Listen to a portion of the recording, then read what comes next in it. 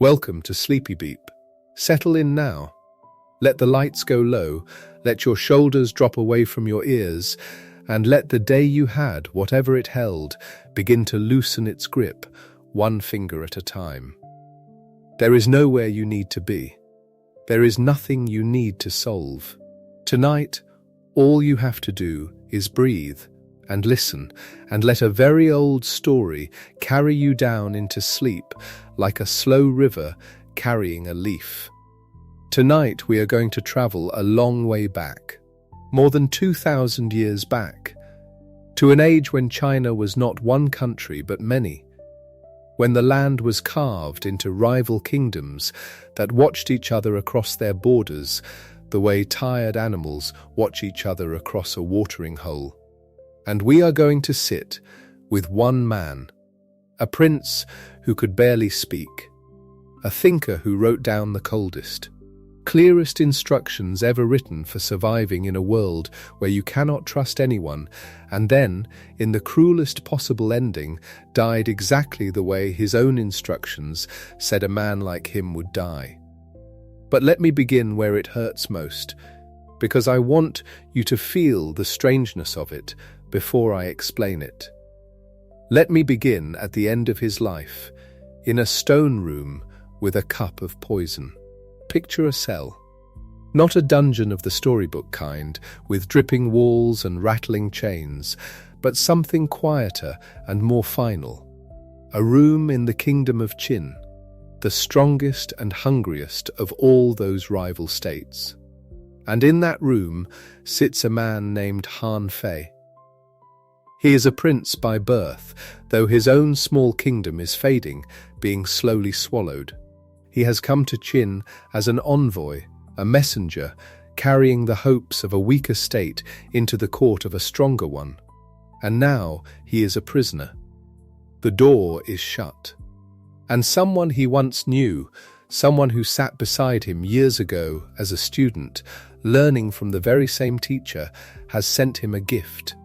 The gift is a small measure of poison, and the message that comes with it is not spoken, but it is perfectly understood. Drink this, do it yourself, do it before the king changes his mind. The man who sent that poison was named Li Si, and Li Si was not a stranger. Li Si was a classmate. The two of them had studied together in their younger years, side by side, under the same demanding master.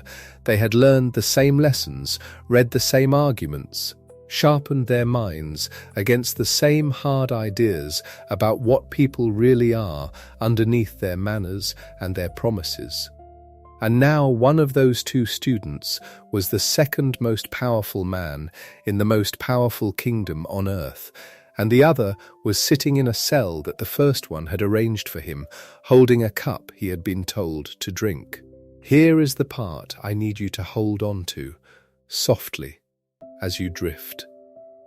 Han Fei had spent his whole life writing about this exact moment.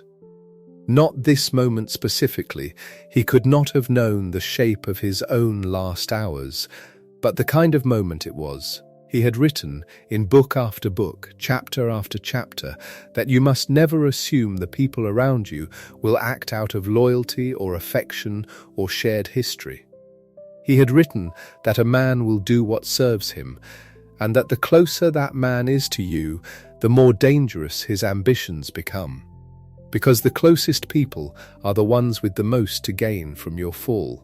He had written, in effect, the operating manual for exactly what Li Si was about to do to him. And Li Si did it anyway. Li Si looked at his old classmate, a man of extraordinary talent, a man whose writing had already caught the eye of the king of Qin, and Li Si did the coldest arithmetic there is. He asked himself a simple question. If this man rises here, what happens to me? And the answer was, I am eclipsed. I am replaced. A more brilliant mind takes the place I have climbed for years to reach. So Li Si, along with another minister named Yao Jia, went to the king and poured slander into his ear. They said the envoy could not be trusted, that his loyalty would always belong to his home state and not to Qin, that a man this clever was a man this dangerous. And the king, persuaded, had Han Fei thrown into that cell. And then, before the king could reconsider, before mercy could catch up, the poison arrived. They say the king did reconsider. They say that after a little time had passed, the king's heart softened and he sent word to release the prisoner. But the word came too late. By the time the order reached the cell, Han Fei was already gone. The classmate had moved faster than the mercy. The incentive had outrun the pardon. Sit with the terrible symmetry of that for a moment. Gently, without letting it tighten your chest, because this is a story, and the story is old, and you are safe and warm wherever you are lying right now. The man who taught the world to expect betrayal from the people closest to you was betrayed by the person once closest to him, in the exact manner he had predicted. His philosophy did not save him. His philosophy described him, and then it killed him. He was destroyed by the very thing he understood better than anyone alive, the plain, unsentimental truth that people, in the end, follow their own interests and that no amount of shared history changes the math. We are going to spend this whole long night unfolding what that man wrote, and why it matters far more than a dusty story about a distant empire. Because here is the promise I want to make to you at the very start, so you can relax into everything that follows. This is not going to be a video about cruelty. It is very easy to hear the story I just told and think, so this Han Fei was a monster, a teacher of tyrants, a cold heart who deserved his cold end. That is the lazy version. That is what people say when they have not actually read him. What Han Fei actually left behind was something much stranger and much more useful. He left behind, quite possibly, the first genuinely rigorous operating system for functioning in a world where you cannot rely on anyone's good intentions, including your own allies' good intentions. Not a rulebook for being evil, a rulebook for not being destroyed. A way of arranging your affairs so that when people do act selfishly, and they will, it cannot bring the whole structure down on your head. And the astonishing thing, the thing that will follow you into your dreams tonight, is that this same cold and clear-eyed system did not die with him in that cell. It is still running. It is running quietly inside the contracts you sign. It is running inside the company you work for, whether or not anyone there has ever heard his name. It is running inside your government, inside your bank, inside every arrangement where one person has to depend on another person to do what they said they would do. Han Fei's fingerprints are on all of it. He built the machine, and the machine outlived him by more than 2,000 years. So let us slow down and let us begin to take that machine apart piece by piece, the way you might take apart an old clock on a quiet evening, not to break it, but to understand it. And the first piece, the very first gear, is the one he stated most plainly. It is this: do not read hearts. Read incentives. Han Fei had a way of making an idea land with a simple picture, and this one is my favorite, so let me give it to you the way he gave it. Imagine two craftsmen. The first is a carpenter, and this carpenter makes coffins. The second is a carriage maker, and he makes fine carriages for the wealthy to ride in. Now, Han Fei says, the carpenter who makes coffins secretly wishes that men would die young, and the carriage maker secretly wishes that men would grow rich. And if you did not think about it carefully, you might jump to a conclusion. You might say, well then, the coffin maker must be a wicked man, hoping for death, and the carriage maker must be a good and kindly soul, hoping for everyone's prosperity. But Han Fei stops you right there. No, he says, that is not it at all. It is not because the carriage maker is kind and the carpenter is cruel. Neither man is thinking about your soul or your family or your virtue. Each man is simply hoping for the outcome that fills his own bowl. The coffin maker eats when people die. So some quiet, unexamined part of him hopes for deaths. The carriage maker eats when people are wealthy enough to buy carriages. So some quiet part of him hopes for wealth. Their wishes are not about good and evil. Their wishes are shaped, like water in a riverbed, by where their profit lies. Do you feel how freeing that is, in a strange way? Han Fei is telling you to stop torturing yourself, trying to figure out whether the people around you are good people or bad people. That is the wrong question. That is a question with no reliable answer, because everyone believes themselves to be good, and everyone can tell a flattering story about their own motives. The reliable question, the one you can actually answer, is much simpler. What does this person gain from each possible outcome? Follow the profit, not the heart. Look at where a person's bread is buttered, and you will understand what they will quietly hope for and quietly work toward, no matter how warmly they smile at you across the table.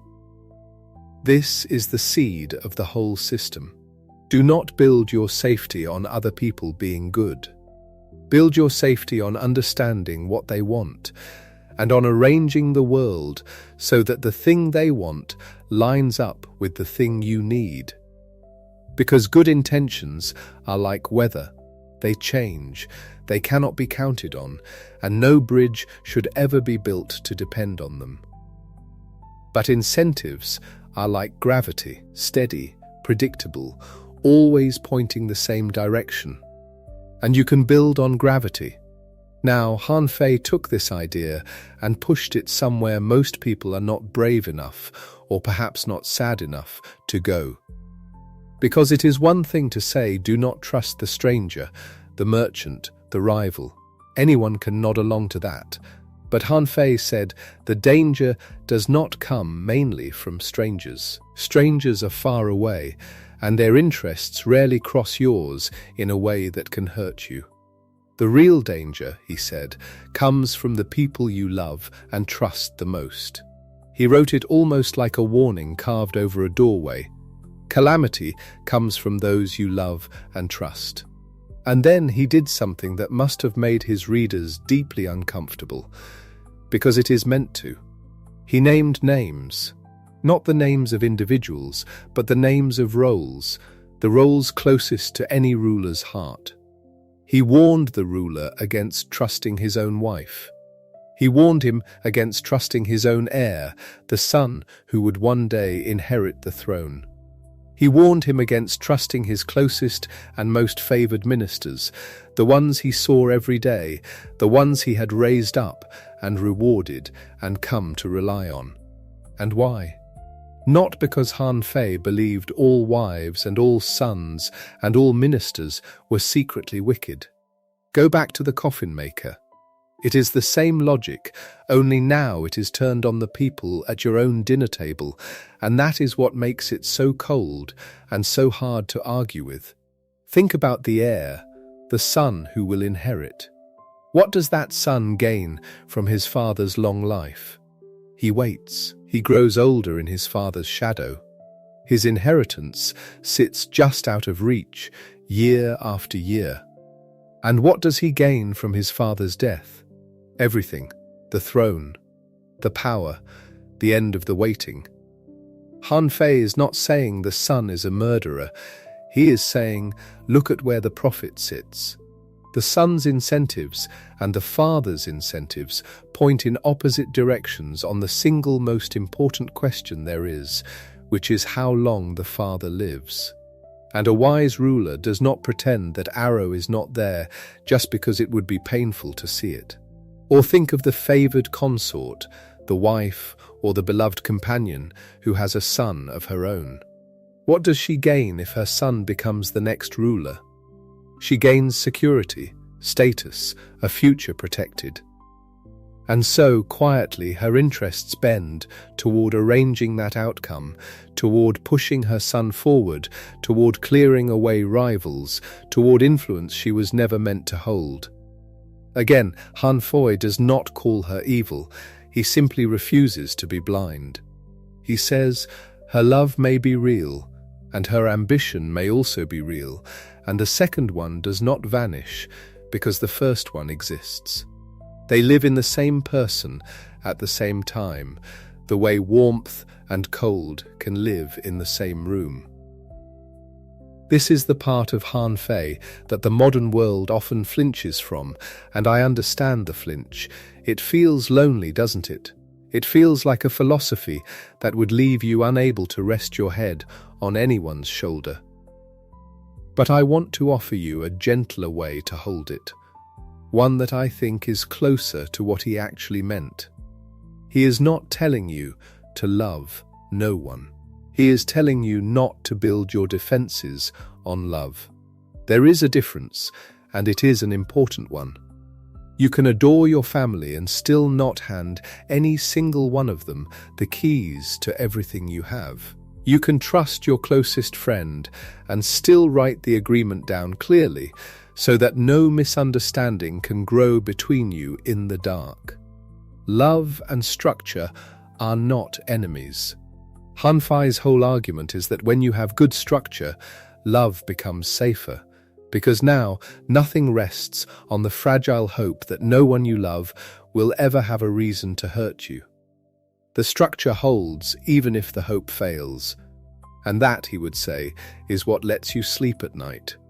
So that is the man's central instinct, laid out plainly.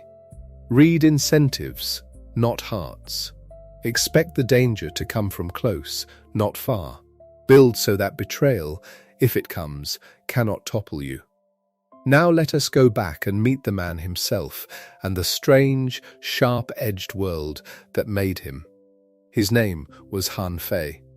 In later centuries, out of respect, people added an honorific and called him Han Feizi, the Z at the end simply meaning something like master, a title of reverence given to great teachers. Master Han Fei. He lived roughly 280 to 230, 3 years before the Common Era, which is to say he was born into a world already very old and very tired of war. And here is the first thing to know about him, the detail that makes the whole story ache with irony. This man, the one who would write the most persuasive, most tightly reasoned arguments about power and control that his civilization had ever produced, could not speak well. He stuttered. According to the account passed down about his life, Han Fei had a stammer that made it difficult for him to argue aloud, to stand in a hall full of ministers and win a debate with his voice the way ambitious men were expected to do. In an age when so much depended on eloquence, on the ability to stand before a king and out-talk your rivals, Han Fei was locked out of the one arena where reputations were made, so he did the only thing left to him. He wrote. The man who could not persuade with his mouth learned to persuade with the brush and the bamboo strip, and he did it so powerfully that his written words reached further and cut deeper than any spoken speech of his time. There is something almost unbearably poignant in that. The great theorist of persuasive control could not himself persuade a single person face to face. He had to weaponize the written word instead, and he did so completely that a king who would never hear his voice would fall in love with his ideas from the page alone. But we will come to that. Now, the world he was born into.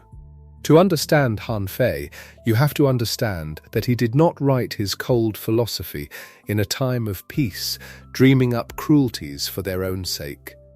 He wrote it in the middle of a long, grinding, blood-soaked emergency.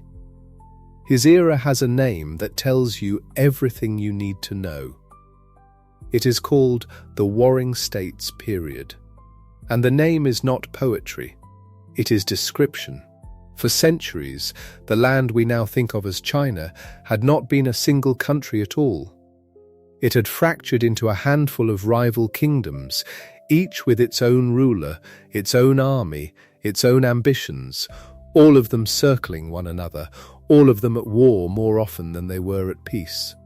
Alliances formed and dissolved like frost on a window.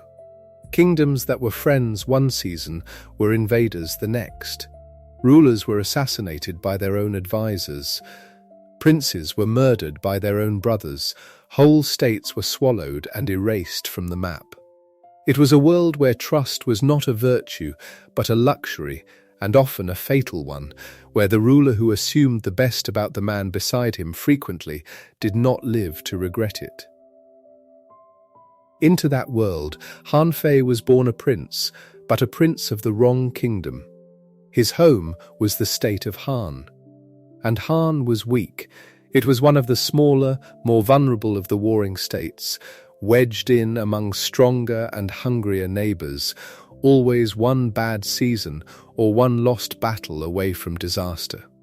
Han Fei watched his own homeland struggle and shrink and grow ever more endangered. And this was not an abstract intellectual problem for him.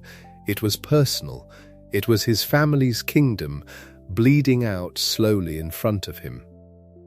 And it filled him with a kind of fierce, frustrated clarity, because Han Fei looked around at the advisors surrounding the rulers of his day and at the philosophies they preached, and he came to a hard conclusion. He decided that most of the wisdom on offer was beautiful and useless. The gentle teachers of his age spoke of ruling through virtue, through ritual, through the moral example of a good and kindly king who would inspire his people to goodness by his own shining character. And Han Fei looked at his dying homeland, at the assassinations and the betrayals and the swallowed kingdoms, and he thought, this is a fantasy. This is a lullaby sung to men who are about to be conquered. You cannot defend a state with good manners. You cannot stop an invading army with the moral example of your king.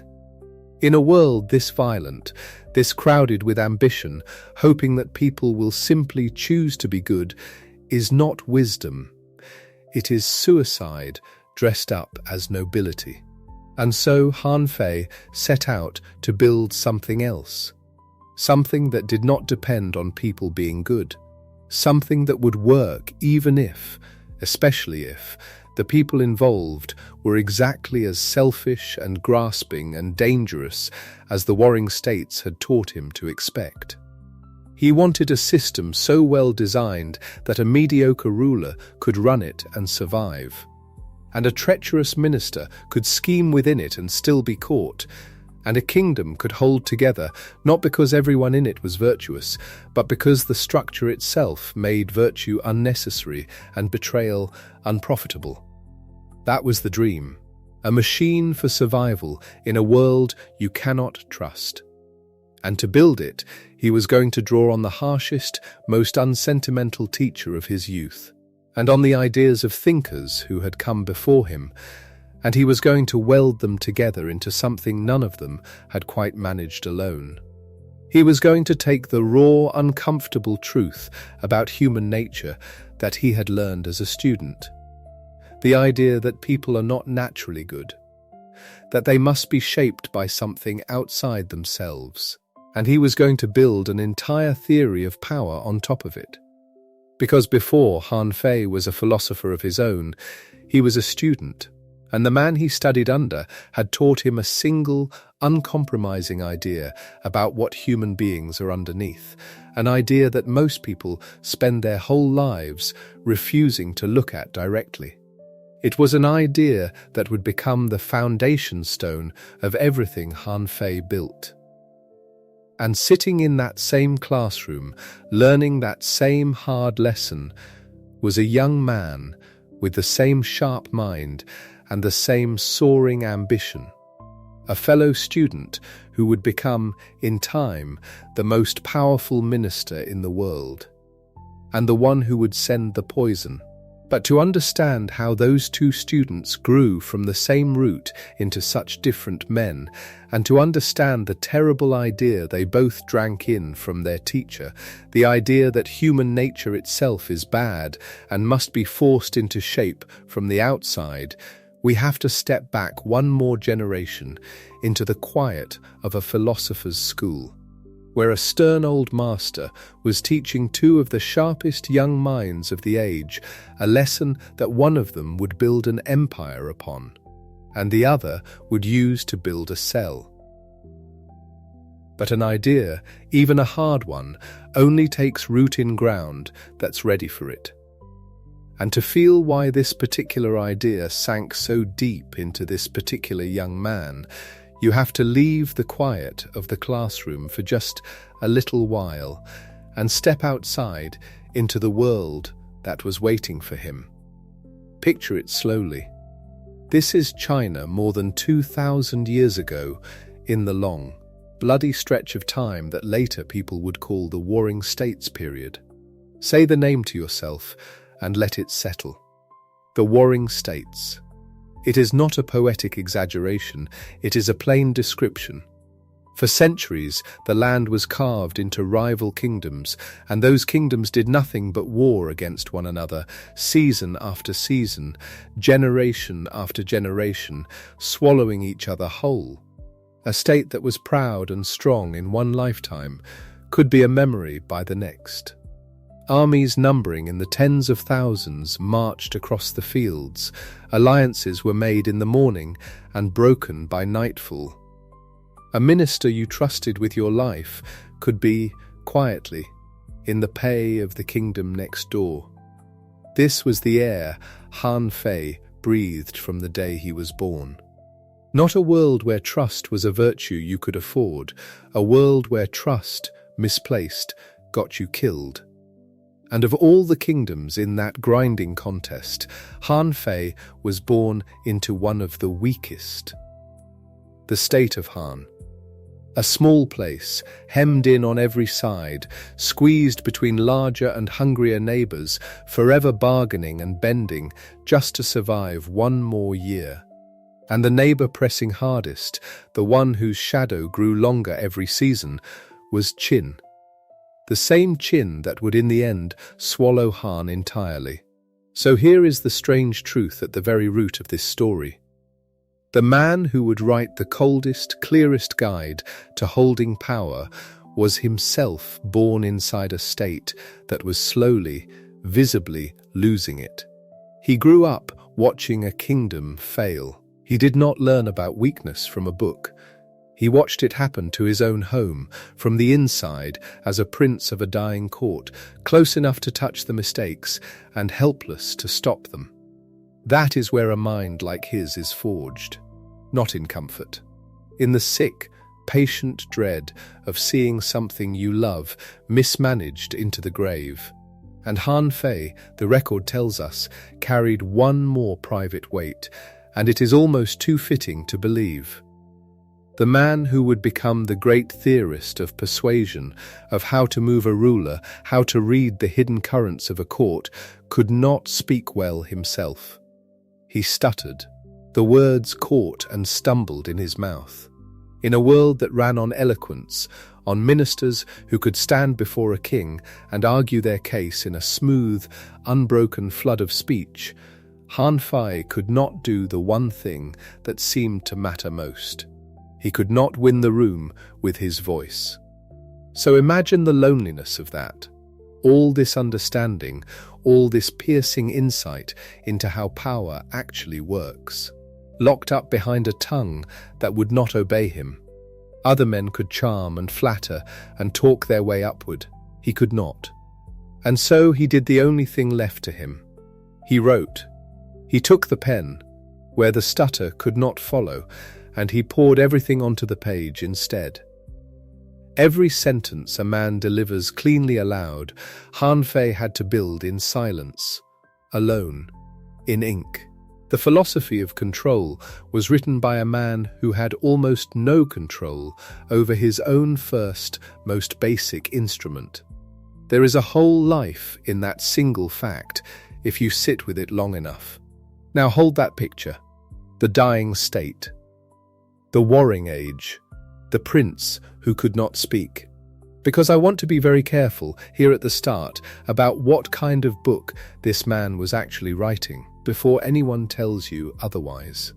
It would be so easy to call it a philosophy of cruelty. A cold manual for tyrants.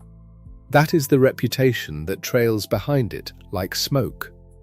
But that is not quite what it is, and if you walk away believing only that, you will have missed the far more useful, far more unsettling thing that is really on the page. What Han Fei was building was not a celebration of harshness. It was something closer to an operating system. A working set of rules for how to survive and hold together in a world where you genuinely cannot trust the intentions of the people around you, including, and this is the part that stings, the people closest to you. Let me give you the clearest window into how his mind worked, because once you see it, you cannot unsee it. Han Fei asks you to think about two craftsmen. There is the man who makes coffins, and there is the man who makes carriages. The carriage maker, he says, sits at his bench and hopes that people will grow rich and rise in the world, because rich men buy fine carriages. And the coffin maker, at his bench, quietly hopes that people will die young.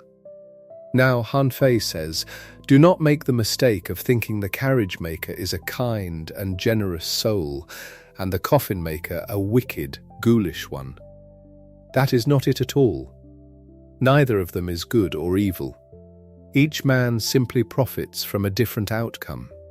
Each one wishes for the thing that fills his own table. Read that again in your mind as you drift. It is not that the coffin maker is cruel and the carriage maker is kind. It is that each responds to what pays him. And there, in that one small image of two craftsmen at their benches, is the whole foundation of everything to come. Do not read people's hearts. You cannot see a heart.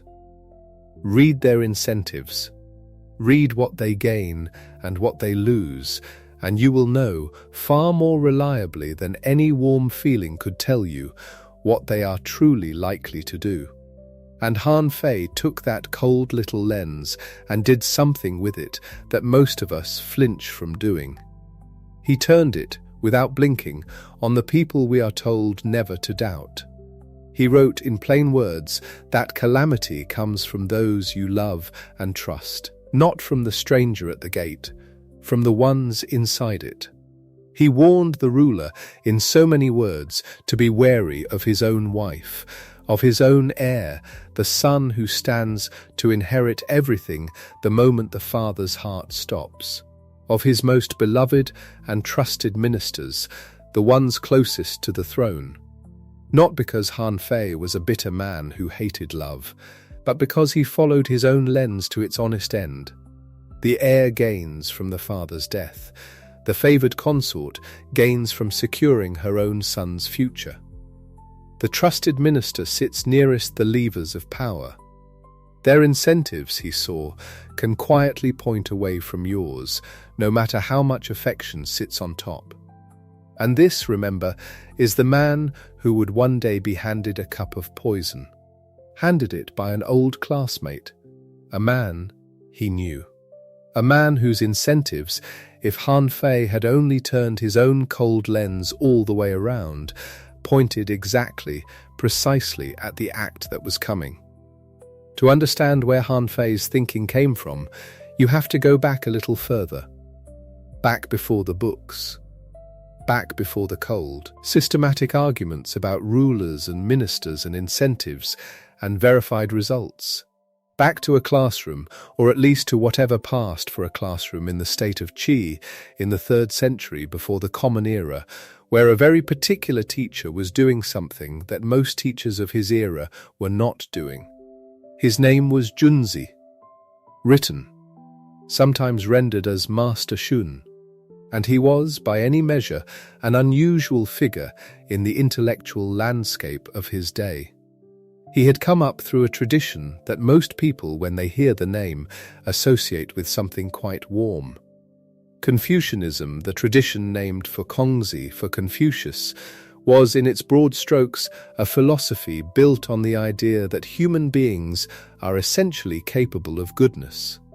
That with the right cultivation, the right rituals, the right relationships modelled on the love between parent and child, people could be shaped toward virtue. That the ruler who governed with genuine moral authority would draw the loyalty of the people the way a magnet draws iron filings. That benevolence was not just an aspiration, but a practical force in the world. Junzi stood inside that tradition and looked at it very carefully. And then he said something that must have felt, to his fellow Confucians, rather like being handed a cold cup of water when you were expecting tea. Human nature, Junzi argued, is bad. The word he used in classical Chinese was yi, which carries the meaning of badness or wickedness, and the compound phrase became Xing-yi. The nature is bad. Not complicated. Not ambiguous. Bad. What he meant by this needs a little unpacking, because it is easy to misread him as a simple pessimist and miss what is actually a careful, even compassionate argument. Junzi was not saying that people are monsters. He was saying that what human beings are naturally inclined toward, seeking pleasure, avoiding pain, wanting more rather than less, prioritizing what benefits the self, leads, left unchecked, to conflict, disorder, and suffering. Not because people are evil in their souls, but because uncultivated desire, without form or constraint, produces collision. The same way water flowing downhill produces floods, not because water is wicked, but because it follows its nature. And the answer, Junzi said, was external discipline, ritual, structure, education, the shaping force of institutions. Not that you appeal to the goodness hiding inside each person and hope it surfaces. You build around the person, you construct the forms that channel inclination into something workable. This is the seed. This is where Han Fei's education began. Not in a tradition that trusted in moral nature. In a tradition that said, yes, people can be shaped, but the shaping has to come from outside. The material has to be formed. You do not count on the wood being straight. You use the plane. And sitting in those same lessons, somewhere nearby, was another young man, a student like Han Fei, learning from the same sharp-minded teacher. His name was Li Si, written. And the two of them, the stuttering prince from the weak state of Han, and this other student, whose origins were humbler and whose ambitions were, if anything, larger, shared a teacher, shared a framework, and would share, across the decades that followed, a story so precisely constructed that it seems almost impossible that it was not invented. Except that it was not. This is what happened. Both of them went to Qin, and one of them destroyed the other, and the one who was destroyed had spent his life writing about exactly why the destruction was inevitable. But that is for later. For now, let us stay in the classroom. Let us stay with what they were learning, and what Han Fei, who absorbed it all and then went further, much further, built out of it. Because here is the thing about the intellectual tradition that Han Fei inherited from Junzi's school and from the turbulent, violent world of the Warring States period in which both men lived. That period, written Zhangguo Shidai, was not a metaphor. The Warring States period, running roughly from 475 to 221 before the Common Era, was exactly what it said. States at war. 7 major powers, each jostling for dominance, each building armies, each burning rival cities, each producing a steady, grinding casualty list of ordinary people who happened to be living in the way of someone else's ambition. Millions of people living in the shadow of the next campaign, the next border dispute, the next conscription order. The philosophers of the era were not writing in comfortable universities with nothing at stake. They were writing about survival, about what actually worked, about what kept a state alive and its people fed when the alternative was conquest and absorption by whoever fielded the most brutal and effective army. And it was in that context, practical, urgent, blood-soaked, that Han Fei did what no one before him had quite managed to do. He looked at the 3 main strands of legalist thinking that had developed before him, and he welded them together. 3 strands, each from a different thinker, each addressing a different piece of the problem of governance.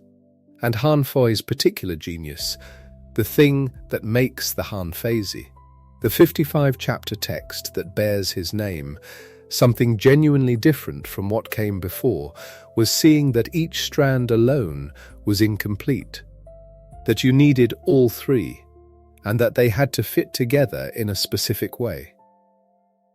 The first strand was called Fa, written.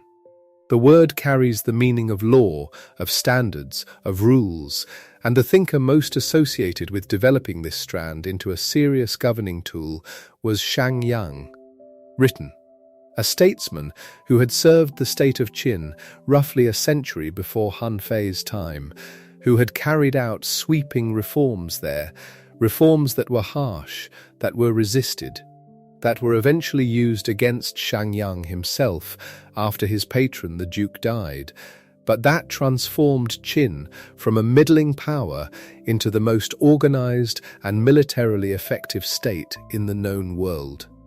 What Shang Yang understood about law was something deceptively simple, that it had to be public, written down, known in advance, the same for everyone who fell under it, regardless of who their father was or how close they stood to the ruler. Not guidelines, not precedents that a clever minister could reinterpret. Hard rules, announced clearly, with hard consequences for breaking them. Think about what this sounds like now. It sounds obvious. Of course rules should be public. Of course they should apply equally. We say this so reflexively that it barely registers. But in the aristocratic world of ancient China, where a noble's birth could and frequently did exempt him from consequences that would crush a commoner, where a ruler's favor could wipe away any offense, where law was a flexible instrument bent by whoever held the most power, in that world, Shang Yang's insistence on written, uniform, applied without exception standards was genuinely radical. It was a claim that the rules mattered more than the people the rules were about, that the system was more important than any individual in it, and that, even then, was a hard thing for people to accept. So that is Fa, the law strand. Clear rules, public, consistent, applied without preference. The second strand was called Shu, written. The word carries the meaning of technique, or method, specifically the ruler's art of managing ministers. And the thinker most associated with this strand was Shen Buhai, written. A minister himself who served the state of Han, interestingly, the same small, vulnerable state that would one day produce Han Fei, and who focused not on the content of law, but on the ruler's relationship to the people administering it. Shen Buhai's insight was that the ruler's problem is not just writing good rules. It is that the people tasked with carrying out those rules have their own agendas. A minister will tell you what you want to hear, will shade his reports in the direction that makes him look good, will position himself between you and the information you need, passing through what flatters him and filtering out what doesn't.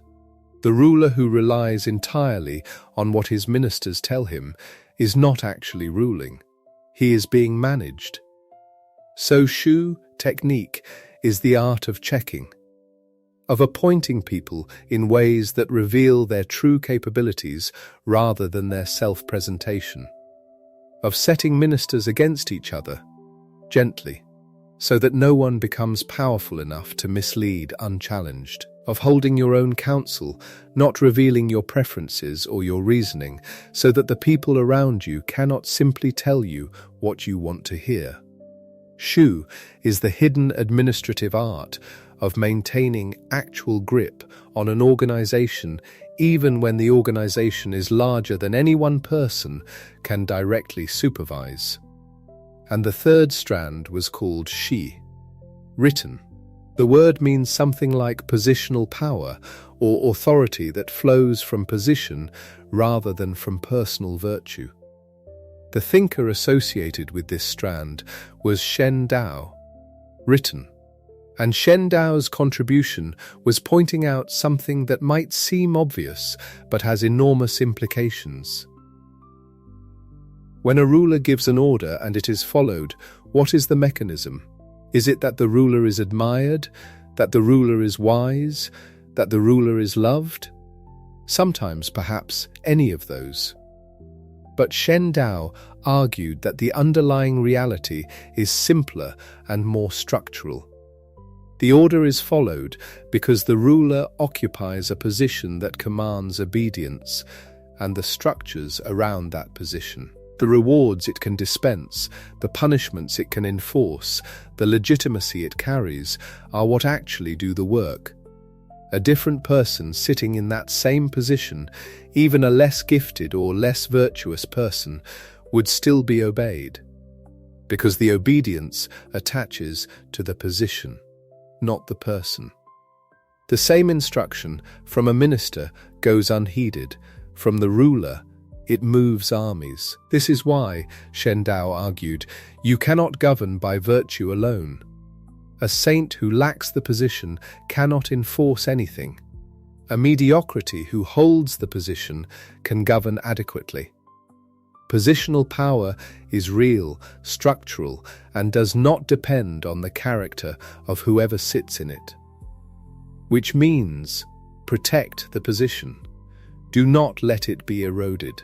Do not let its authority bleed away into the hands of ministers or favorites, because the moment the position loses its shy, its gravitational force, the whole structure begins to collapse, regardless of how personally excellent the ruler might be. Han Fei looked at all three of these strands and saw with unusual clarity why each one alone was insufficient. Far without Shu, law without the technique of checking ministers gives you a beautiful set of rules and ministers who game them. They know the letter of the rule. They work around its spirit. They write their reports to satisfy the standard on paper while doing whatever serves them underneath. The law sits there, clear and public, and completely ignored in practice, because no one is actually verifying whether the output matches the standard. Shu without Shi, the technique of checking without the underlying positional power, gives you a ruler playing clever administrative games in a position that has no real weight. Clever tricks for testing ministers are useful only if the ruler actually has the force to punish or reward based on what he discovers. Without positional authority, the checking reveals things and then nothing happens, and the ministers learn quickly that they can be caught and it does not matter. And shy without far, positional power without clear, public, uniform law gives you arbitrary power. A ruler who can do anything but has no consistent rules produces ministers who cannot predict what will be rewarded or punished. So they optimize for pleasing the ruler personally rather than performing their actual function. The whole system becomes a performance of loyalty rather than a machine for getting things done. So what Han Fei built was the integration. Fa gives the standards, Shu gives the method of checking whether the standards are actually met. Shai gives the authority that makes the checking and the consequences real. Pull out any single leg and the whole thing wobbles. Hold all three together and you have something that does not depend on anyone's virtue, anyone's genius, or anyone's personal loyalty to function. You have a system. And the founding premise of that system, the bedrock assumption on which everything rests, is a single, cold claim that Han Fei stated in various ways throughout his writing. Do not rely on people being good. Do not arrange your governance so that things go well when people act in your interest and collapse when they do not. Instead, arrange things so that people cannot help acting in your interest, because the incentives point that way. Or, at minimum, arrange things so that acting against your interest is sufficiently costly that even a rational, self-interested person would not choose it. The distinction is enormous. The ruler who governs by hoping people are loyal is perpetually vulnerable. Every morning, he depends on the continued good intentions of dozens, maybe hundreds of people, any one of whom might, on any given day, decide that their interests point elsewhere. He has built a structure whose load-bearing elements are invisible things, intentions, loyalties, affections, that he cannot inspect and cannot reinforce. The ruler who governs by designing the incentives does not need to hope. He has built the structure so that the load-bearing elements are the rules themselves and the consequences that follow from them. The incentives hold whether the minister is loyal or not, whether he likes the ruler or resents him, whether he got a good night's sleep or didn't.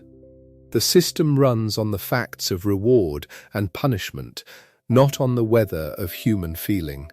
This is what Han Fei means when he writes that the ruler who counts on people acting in his interest out of love will be endangered, while the ruler who arranges things so that people cannot help acting in his interest will be secure. It is not a statement of misanthropy. It is a statement about engineering, about where you put the load. A bridge engineer does not hope the bolts will hold because the bolts have good intentions. He designs the load path so the bolts are not asked to do more than they can do, and then he checks them. Now, the checking.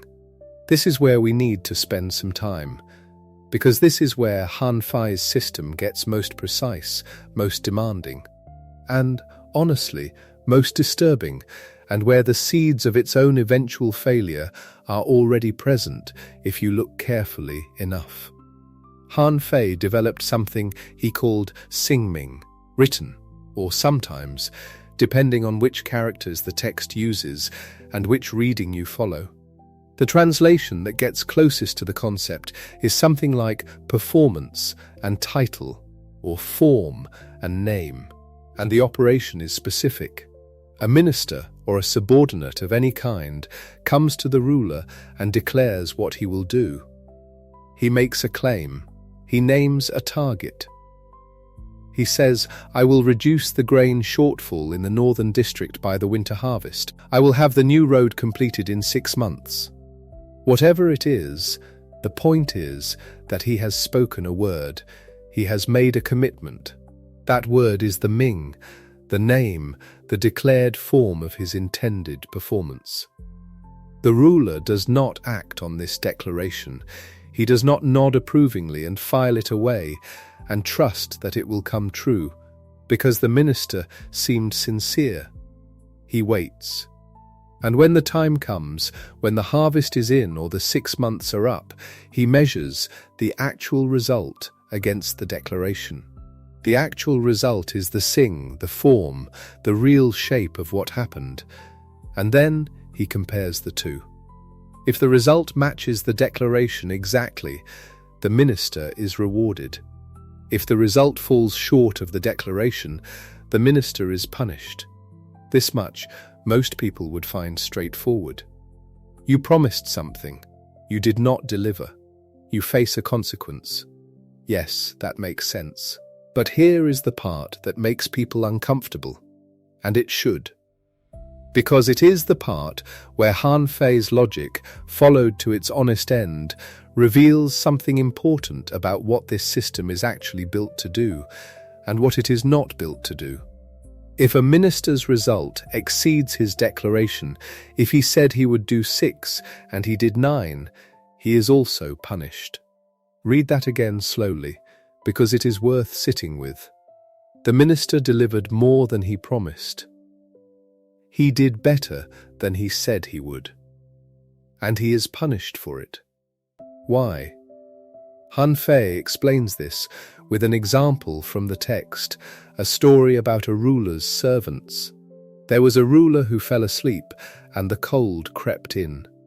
His capkeeper, the official whose designated function was the care of the ruler's hat and headdress, saw this and did nothing. Because hats are not robes. The capkeeper's job was hats, not warmth. He did what his title required, which was to attend to the ruler's headgear, and he left the ruler to feel the cold, which was someone else's defined responsibility. The coatkeeper, whose job was robes and warmth, was not present. Perhaps he had stepped away. Perhaps he did not know the ruler had fallen asleep. And a third servant, a man whose defined title covered neither hats nor robes, saw the ruler sleeping and saw the cold, and felt the simple human pull of kindness, and took a robe and spread it over the sleeping king. When the ruler woke, he was warm. He asked who had covered him. He was told, not the coatkeeper who should have, but a servant whose title gave him no authority over the matter of robes at all. The ruler punished the coatkeeper for failing his defined responsibility. That is expected. But he also punished the man who had covered him, the one who helped, the one who acted kindly outside his defined role to prevent the ruler from being cold. And the reason Han Fei gives for this is precise. It is not that kindness is bad. It is that when people act outside their defined roles, even helpfully, even successfully, even with the best intentions, the system of defined accountability breaks down. If a servant can cover the ruler with a robe when the moment moves him to do so, then the coatkeeper has no way of knowing whether his defined responsibility is truly his, or whether anyone nearby might step in and take it over when they feel like it. The boundaries of roles become fuzzy, the accountability becomes unclear. And in a fuzzy, unclear system, when something goes wrong, there is no one to hold responsible, because everyone can gesture at someone else's act of helpful improvisation. More deeply, if the servant who exceeds his brief is rewarded rather than punished, then ministers have an incentive to exceed their briefs constantly, to accumulate responsibilities, to expand their influence, to do more than they were told, and to receive credit for it, which is, from the ruler's perspective, the exact mechanism by which a minister begins to accumulate the kind of personal power that eventually becomes a threat. Helpfulness, unasked and undefended, is the first form of encroachment. So the punishment of the helpful coat spreader is not cruelty, it is the cold defense of a principle. Stay within what you declared, do exactly what you said you would do, and nothing more and nothing less. The title creates the accountability. The performance is measured against the title. And any drift from the title, in either direction, is a deviation from the system. This is Xing-Ming in its purest form.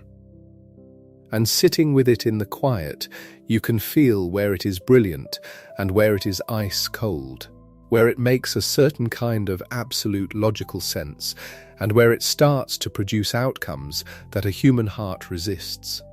The servant who kept a sleeping king warm was punished for kindness. And Han Fei would say, yes.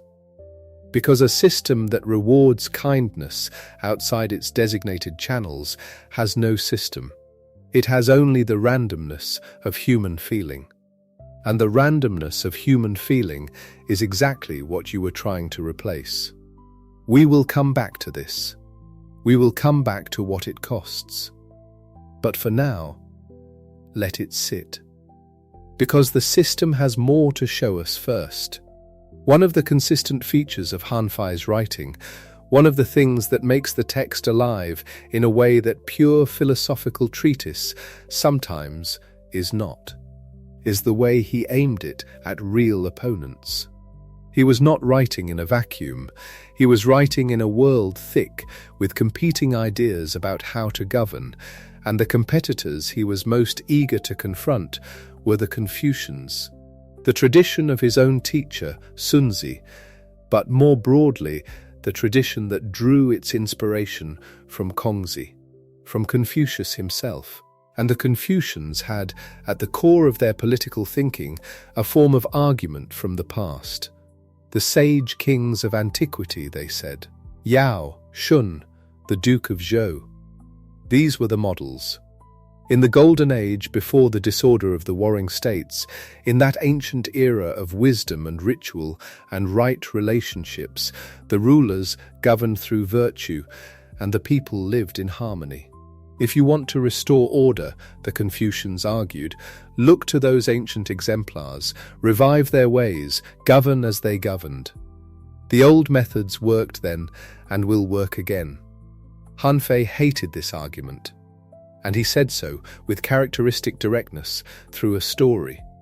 A farmer in the ancient state of Song was working his field one day when a hare, running in panic from something, struck a tree stump with such force that it broke its own neck and fell dead at the farmer's feet. The farmer, who had in a single moment received more meat than his labor usually produced in days, thought, this is a good arrangement. He stopped farming. He sat by the stump. He waited for the next hare. The hare did not come. The fields went untended. The farmer became, in the way that story farmers do, the object of ridicule in the whole kingdom. The story is called Waiting by the Stump. In classical Chinese, Shouju Dai Tu. And Han Fei's point was not subtle. If you govern the people of your age by the methods of the ancient sage kings, he said, you are like the farmer at the stump.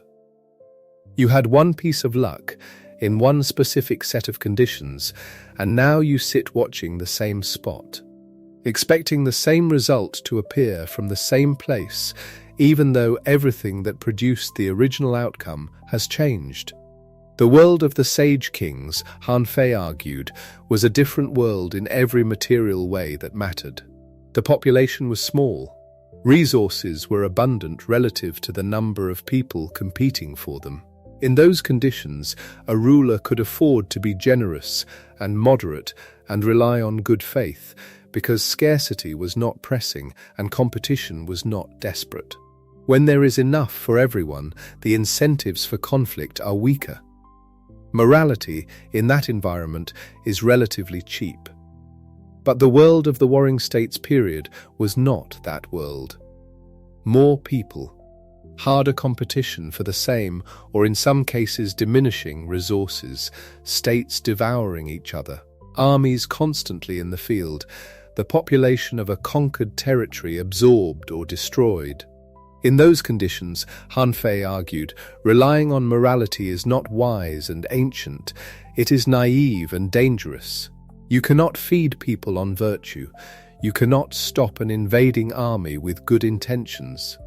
The material conditions have changed, and the governing tools must change with them. This is a strikingly modern-sounding argument. What Han Fei is doing here, arguing that the ethics appropriate to a given era are shaped by the material conditions of that era, that what works when there is enough is different from what works when there is not enough, is a kind of materialist analysis that sits unusually far ahead of its time. He is not saying that morality is fake. He is saying that morality is downstream of conditions, that the virtue appropriate to abundance may become a liability in scarcity, and therefore watch the present. Legislate for the world as it is, not as it was in a story your grandparents told about a better age that may or may not have actually existed the way they described it. Do not wait at the stump. The hare broke its neck by accident. The accident will not repeat on command. Write your rules for the conditions you actually face. Do not govern the present with the methods of a different past. And this connects directly back to the founding premise. Because part of what Han Fei is doing when he insists on incentives rather than virtue is insisting on something that changes with the world. Incentives can be recalibrated. Law can be updated.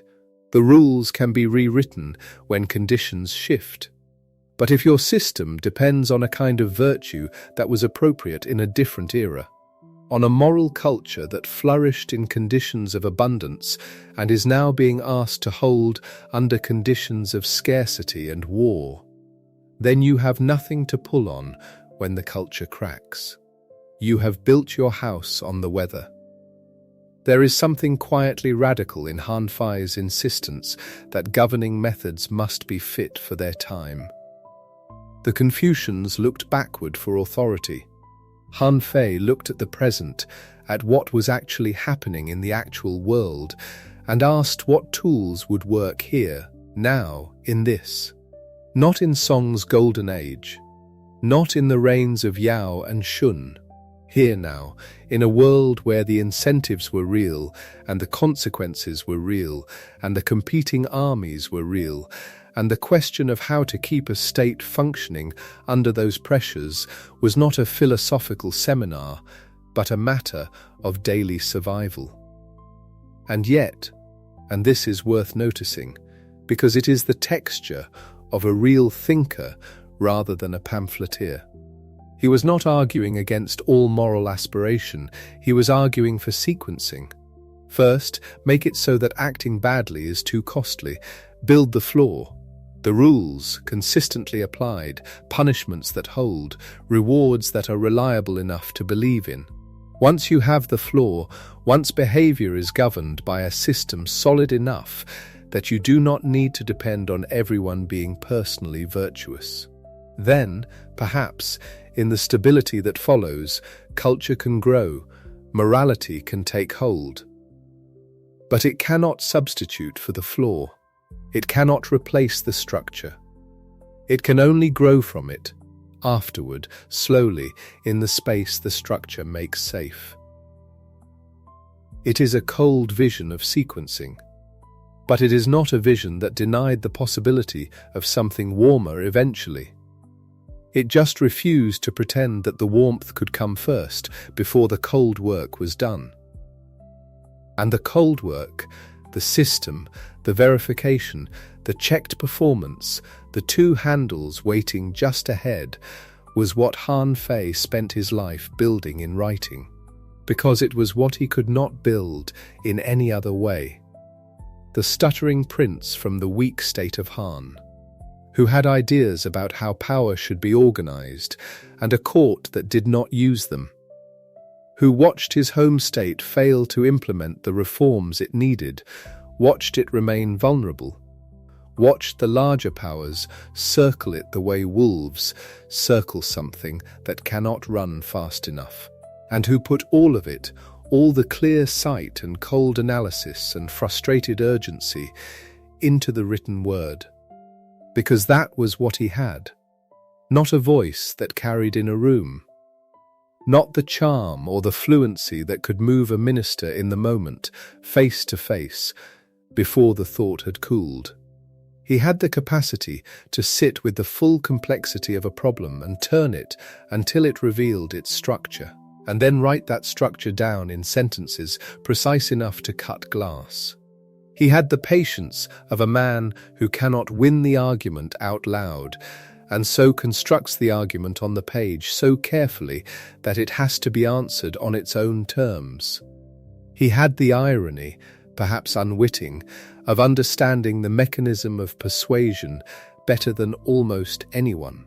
In the chapter he titled "The Difficulties of Persuasion," and being unable to deploy that mechanism himself, in real time, in the room, with a living listener in front of him.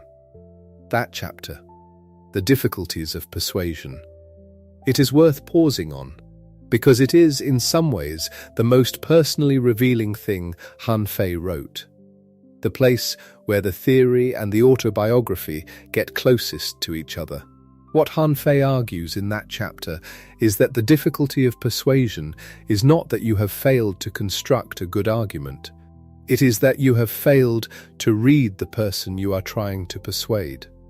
The person in front of you, the ruler, the patron, whoever holds the power you need to influence, has real desires, real fears, real sensitivities, real vanities. And if you present your argument without having first mapped those correctly, you will trigger a response that has nothing to do with the quality of your logic. You will hit a nerve you didn't know was there. You will make someone feel criticized when they wanted to be praised, or suggest a change when they wanted validation for what already exists. The skilled persuader, Han Fei writes, must read the person, must know what they truly want, even when it is not what they say they want, must present even a challenging argument in the frame the listener can hear without flinching. He understood all of this. He diagnosed it precisely. He could describe the mechanism in extraordinary detail, and he could not do it himself. In the room, in real time, where the stutter came and the fluency failed and the argument that was perfect on paper became, in the air, something that could not find its way from his mind to the listeners without breaking. There is something almost unbearably human in that.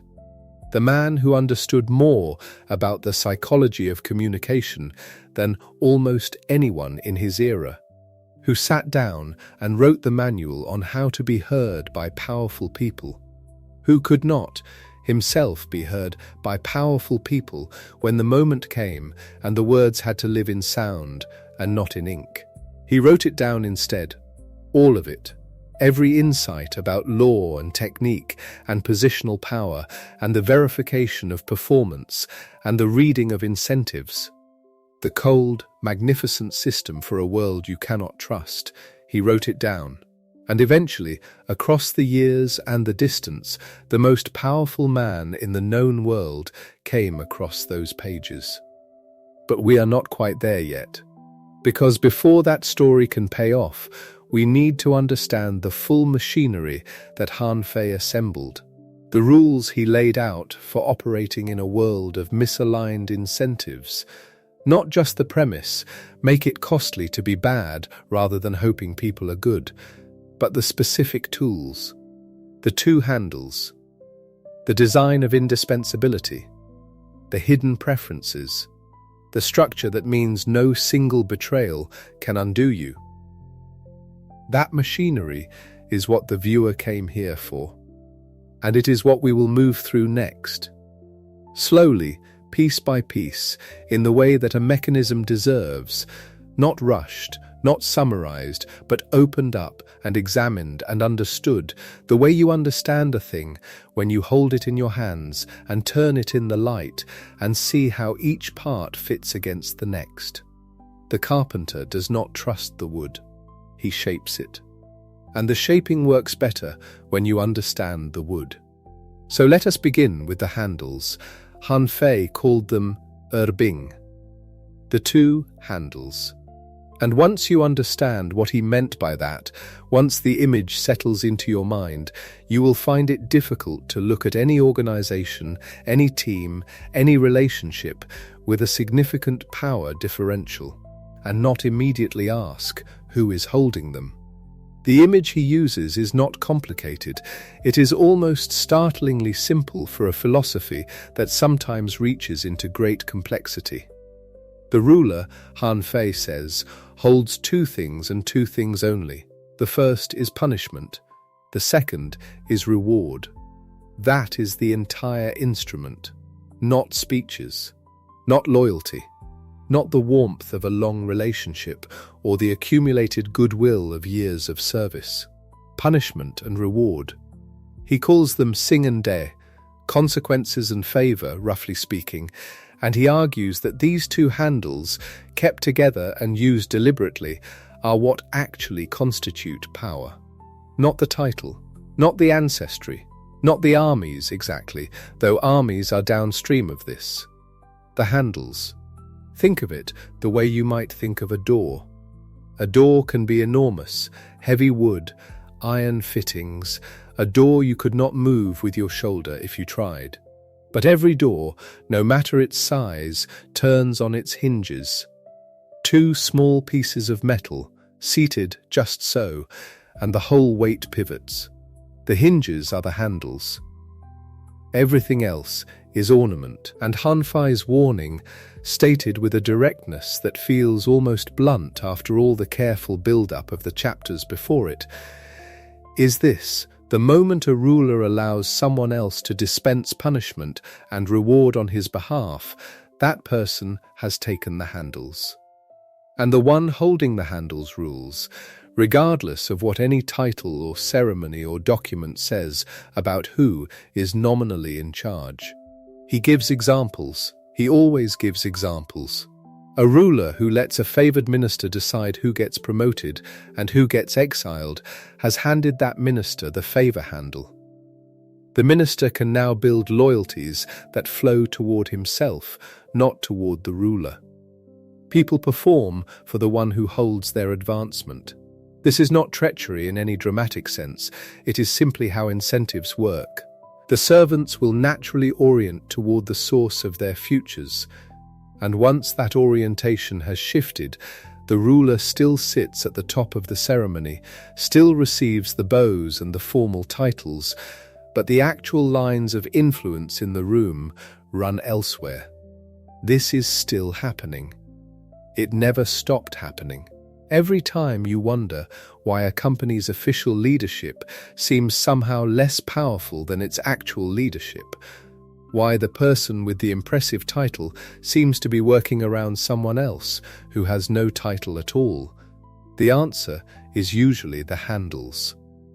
Whoever controls compensation reviews, whoever can end careers or elevate them, whoever decides what gets funded and what gets quietly buried, those people hold Bing, regardless of what is printed on their business cards. Han Fei was not describing a dysfunction. He was describing a mechanism. The dysfunction is in pretending the mechanism does not exist. And because he understood the mechanism so clearly, he also understood the danger of letting the handles drift. Not just the political danger, the personal one. Once the handles have left your hands, he argues, you cannot simply ask for them back. The person holding them has accumulated dependencies. Others have arranged their lives around the assumption that this person controls their futures. To reclaim the handles is to overturn a whole web of expectations and investments. And the person holding them will resist that, not from malice but from self-interest, which, as we have established, is the only thing you can reliably count on. So the instruction is, never let them leave. Not temporarily, not for convenience, not because you trust someone completely. The handles stay with the ruler. This is not cruelty, it is precision. You are not saying that no one can ever be trusted with delegated authority.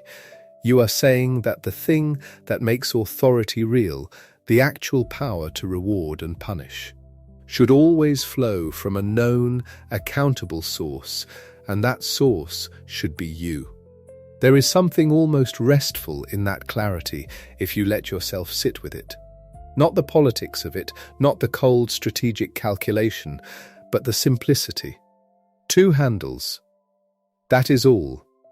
You do not need 1,000 variables or a perfect read of every person's intentions. You need to know where the handles are, and you need to keep your hands on them. Now let us move from the handles to the architecture around them. Because holding the handles is not enough on its own. The system needs to be built so that the handles mean something, so that they are the real instruments of influence and not just formal gestures. And that requires a kind of deliberate design that Han Fei laid out with the same methodical care he brought to everything. The first principle of this design is, do not make anyone indispensable. This sounds, at first, like bad management advice. The world tells us to build deep expertise, to create people who are irreplaceable assets to their teams, to invest in specialists who know things no one else knows. And in certain contexts, within certain limits, that is correct. But Han Fei is pointing at something different.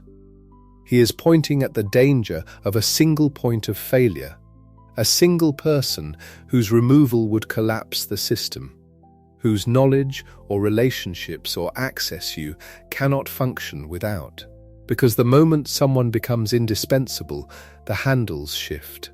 Not dramatically, not necessarily with any conscious intention on anyone's part. But the person who cannot be fired, whose departure would cause too much disruption, whose knowledge is too concentrated, whose relationships are too valuable, that person has acquired leverage. And leverage, over time, becomes power. And power, used rationally in a world of self-interested actors, will eventually be used in ways that serve the person holding it. That is not a character flaw. That is the shape of the incentive. So the ruler, and by ruler, Han Fei means anyone responsible for the stability of a system, which in his time was a literal ruler, but in ours might be a manager, a director, a founder, a committee, should structure things so that no single person's absence would be catastrophic. Knowledge should be distributed. Relationships should be held in the system, not in individuals. Access should be shared, not concentrated. Not because people are untrustworthy in some absolute sense, but because you do not want the architecture of your organization to be hostage to any single person's continued loyalty. You have seen the reverse of this. Everyone has. The team that cannot function when a certain person goes on leave. The department whose entire institutional memory lives in one person's head. The company that loses a key relationship the moment a specific employee leaves, because the relationship was personal and not structural. These are not just operational inconveniences. In Han Fei's framework, they are vulnerabilities, points where the system can be undone by a single betrayal or even just a single accident. Redundancy is not waste, it is resilience. And resilience is what keeps the handles where they belong. The second principle of the design goes a step further, and it is the one that sometimes makes people pause. Han Fei argues that the ruler should keep his own preferences hidden. This is worth slowing down over because it can sound like a recommendation for dishonesty, and that is not quite what it is. The argument is more precise than that. A revealed preference, Han Fei says, is a lever that others can use on you.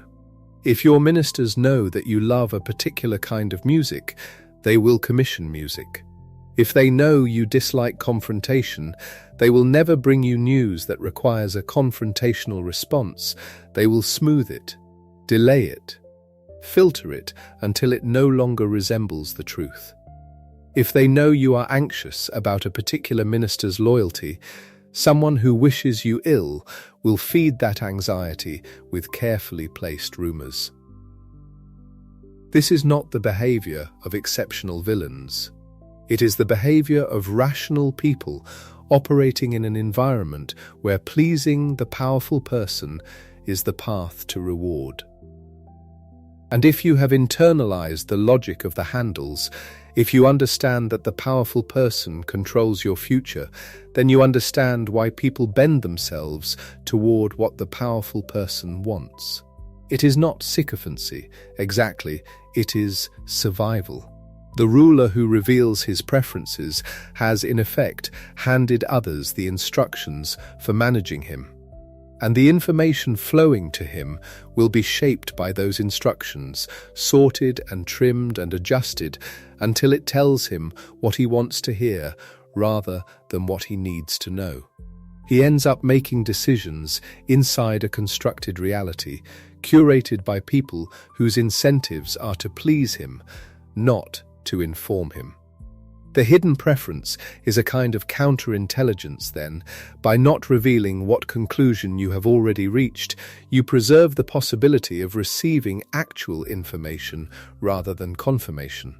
By not showing what outcome you prefer, you make it harder for the people reporting to you to shape their reports around your preferences. You keep the information channel honest, or at least less dishonest, by removing the obvious incentive to distort it. This principle has a kind of quiet dignity to it when you hold it alongside everything else Han Fei has written. He is not recommending coldness for its own sake. He is trying to solve a real problem. Powerful people live inside information bubbles of their own construction because the people around them have learned what they want to hear. The only partial defense against this is to make it harder for others to know what you want to hear. It is not a perfect solution, but it is a principled one. Now take all of this, the handles, the distributed design, the hidden preferences, and hold it alongside one more principle, the one that ties everything together. The system should not need a genius to run it. Han Fei states this with unusual directness. He says that if a state requires a sage to function, it will rarely function, because sages are rare. The wisdom of exceptional individuals is not a governance strategy. You cannot plan for it. You cannot train it at scale. You cannot reliably pass it from one generation to the next through ordinary succession. A system that depends on the brilliance of the person at the top is a system that works beautifully when the brilliant person is there and collapses when they are not. Which means it is, in any long view, not a system at all. It is a prolonged lucky streak.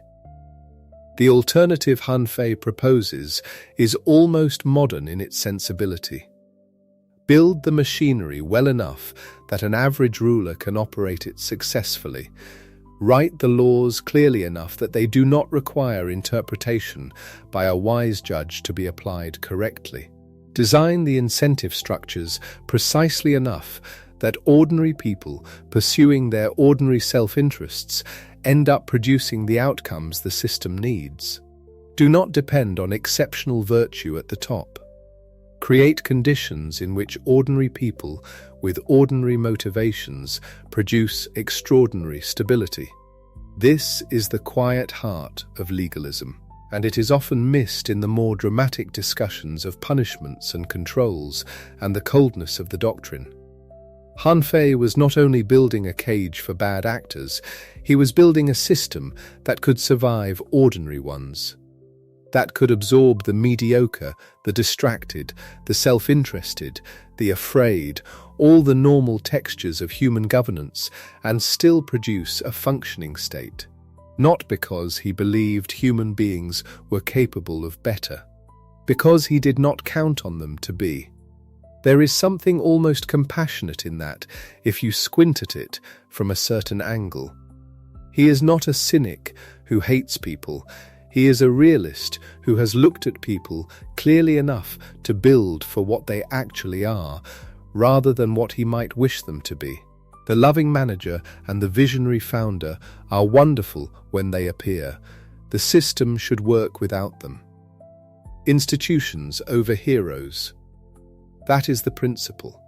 And it is as useful today in the design of organizations and contracts and governments as it was in the state of Qin in the 3rd century before the Common Era. Let us rest there for a moment. Let the weight of that settle. Because these principles, the handles, the distributed design, the hidden preferences, the system that works without saints, they are already doing something to how you see your own world. You are already applying them, quietly, to structures you know. And before we cross into the modern bridges, before we bring in the economists and the theorists who rediscovered these same shapes in mathematical dress, there is one more face of Han Fei's system that deserves to be seen clearly. Because there is a version of legalism that is easy to caricature, a cold, mechanical, punitive apparatus designed to crush individuality and enforce compliance. And some of what Han Fei wrote can certainly be read that way. But there is another face to it. Quieter, more principled, and in some ways more radical for its time than anything in the colder chapters. The law, Han Fei wrote, does not fawn on the noble. Let that sit for a moment. In the world Han Fei was writing in, the principle that a great family could simply absorb the consequences of law, could be exempted from punishment, could receive favor simply by virtue of birth and lineage, was not a corruption of the system. It was the system. Aristocratic privilege was not an abuse, it was the designed structure. The ancient rites and customs that the Confucians wanted to restore and preserve were in many cases rituals that encoded exactly this hierarchy, that some people were simply, by virtue of birth, above accountability. Han Fei said no. He wrote that when the law is applied, the wise cannot reject it and the brave cannot dispute it. Punishment for fault does not spare ministers. Reward for good does not skip commoners. The rule applies to everyone who falls within its jurisdiction, regardless of their name or their ancestors or their accumulated favor with the ruler. This is not a minor administrative preference. In the context of the Warring States period, this is a revolutionary claim. It is the argument that the standard must be external and universal, that what matters is not who you are, but what you did and what you are owed for it. The rule is public. It is written down. It is the same rule for the powerful minister and the ordinary farmer, at least in principle. And notice what this does in combination with everything else.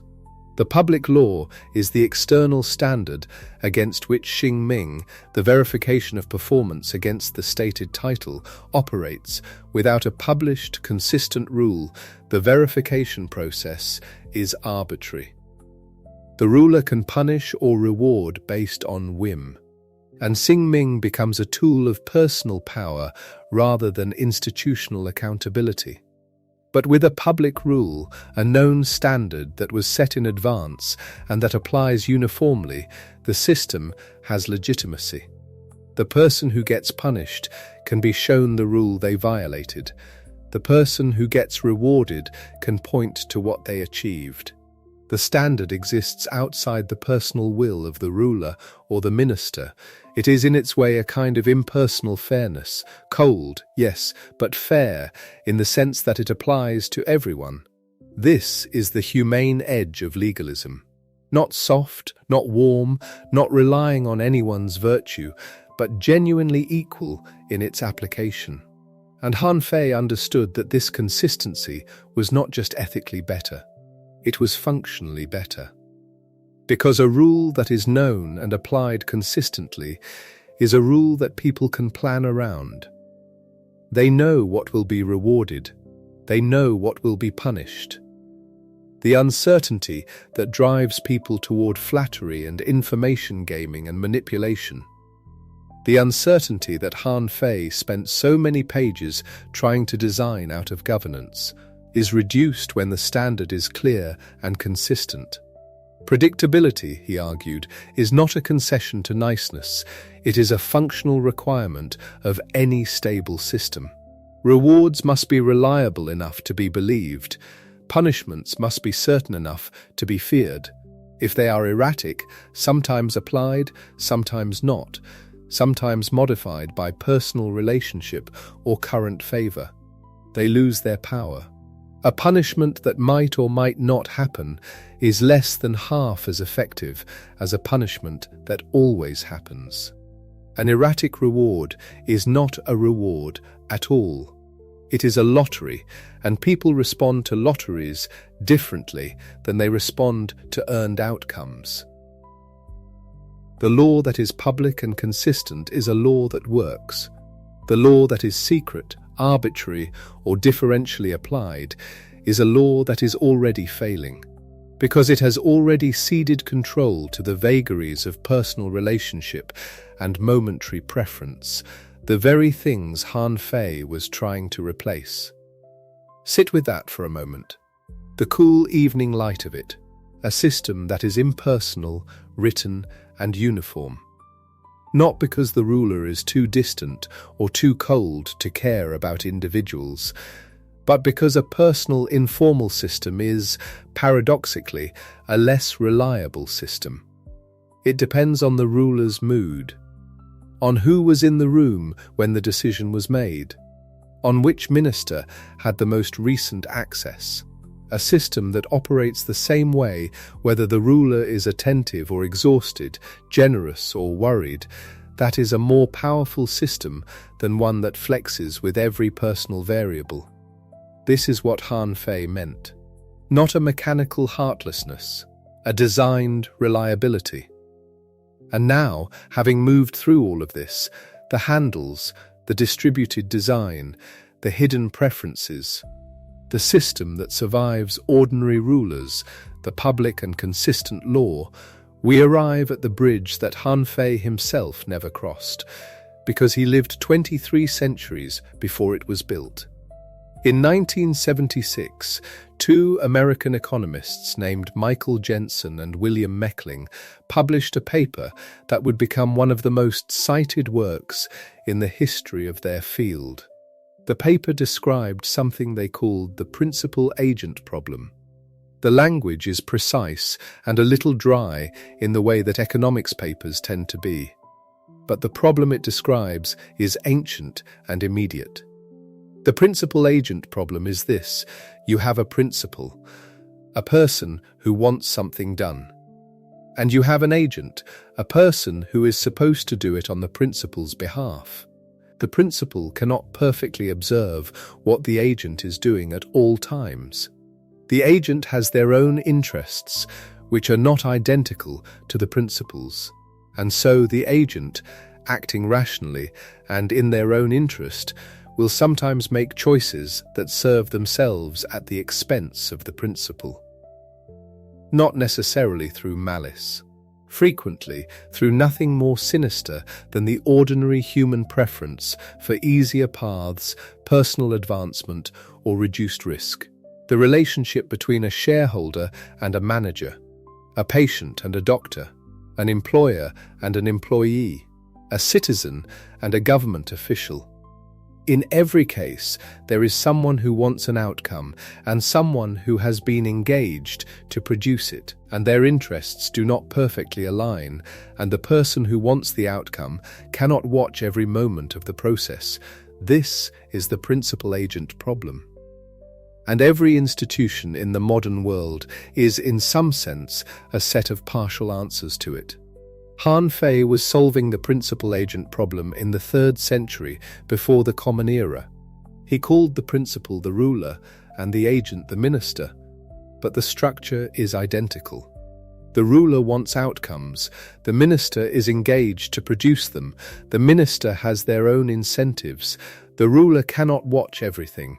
And so Han Fei designed Xing-Ming to verify output against stated intention. The two handles to keep the reward and punishment levers in the ruler's hands. The prohibition on personal indispensability so that no agent can accumulate leverage. The hidden preferences so that agents cannot shape the information flow toward the ruler's known biases. The parallel is not an analogy, it is a convergence. Two different traditions, separated by more than 2 millennia and an ocean of cultural distance, running into the same structural problem and arriving at the same structural solutions.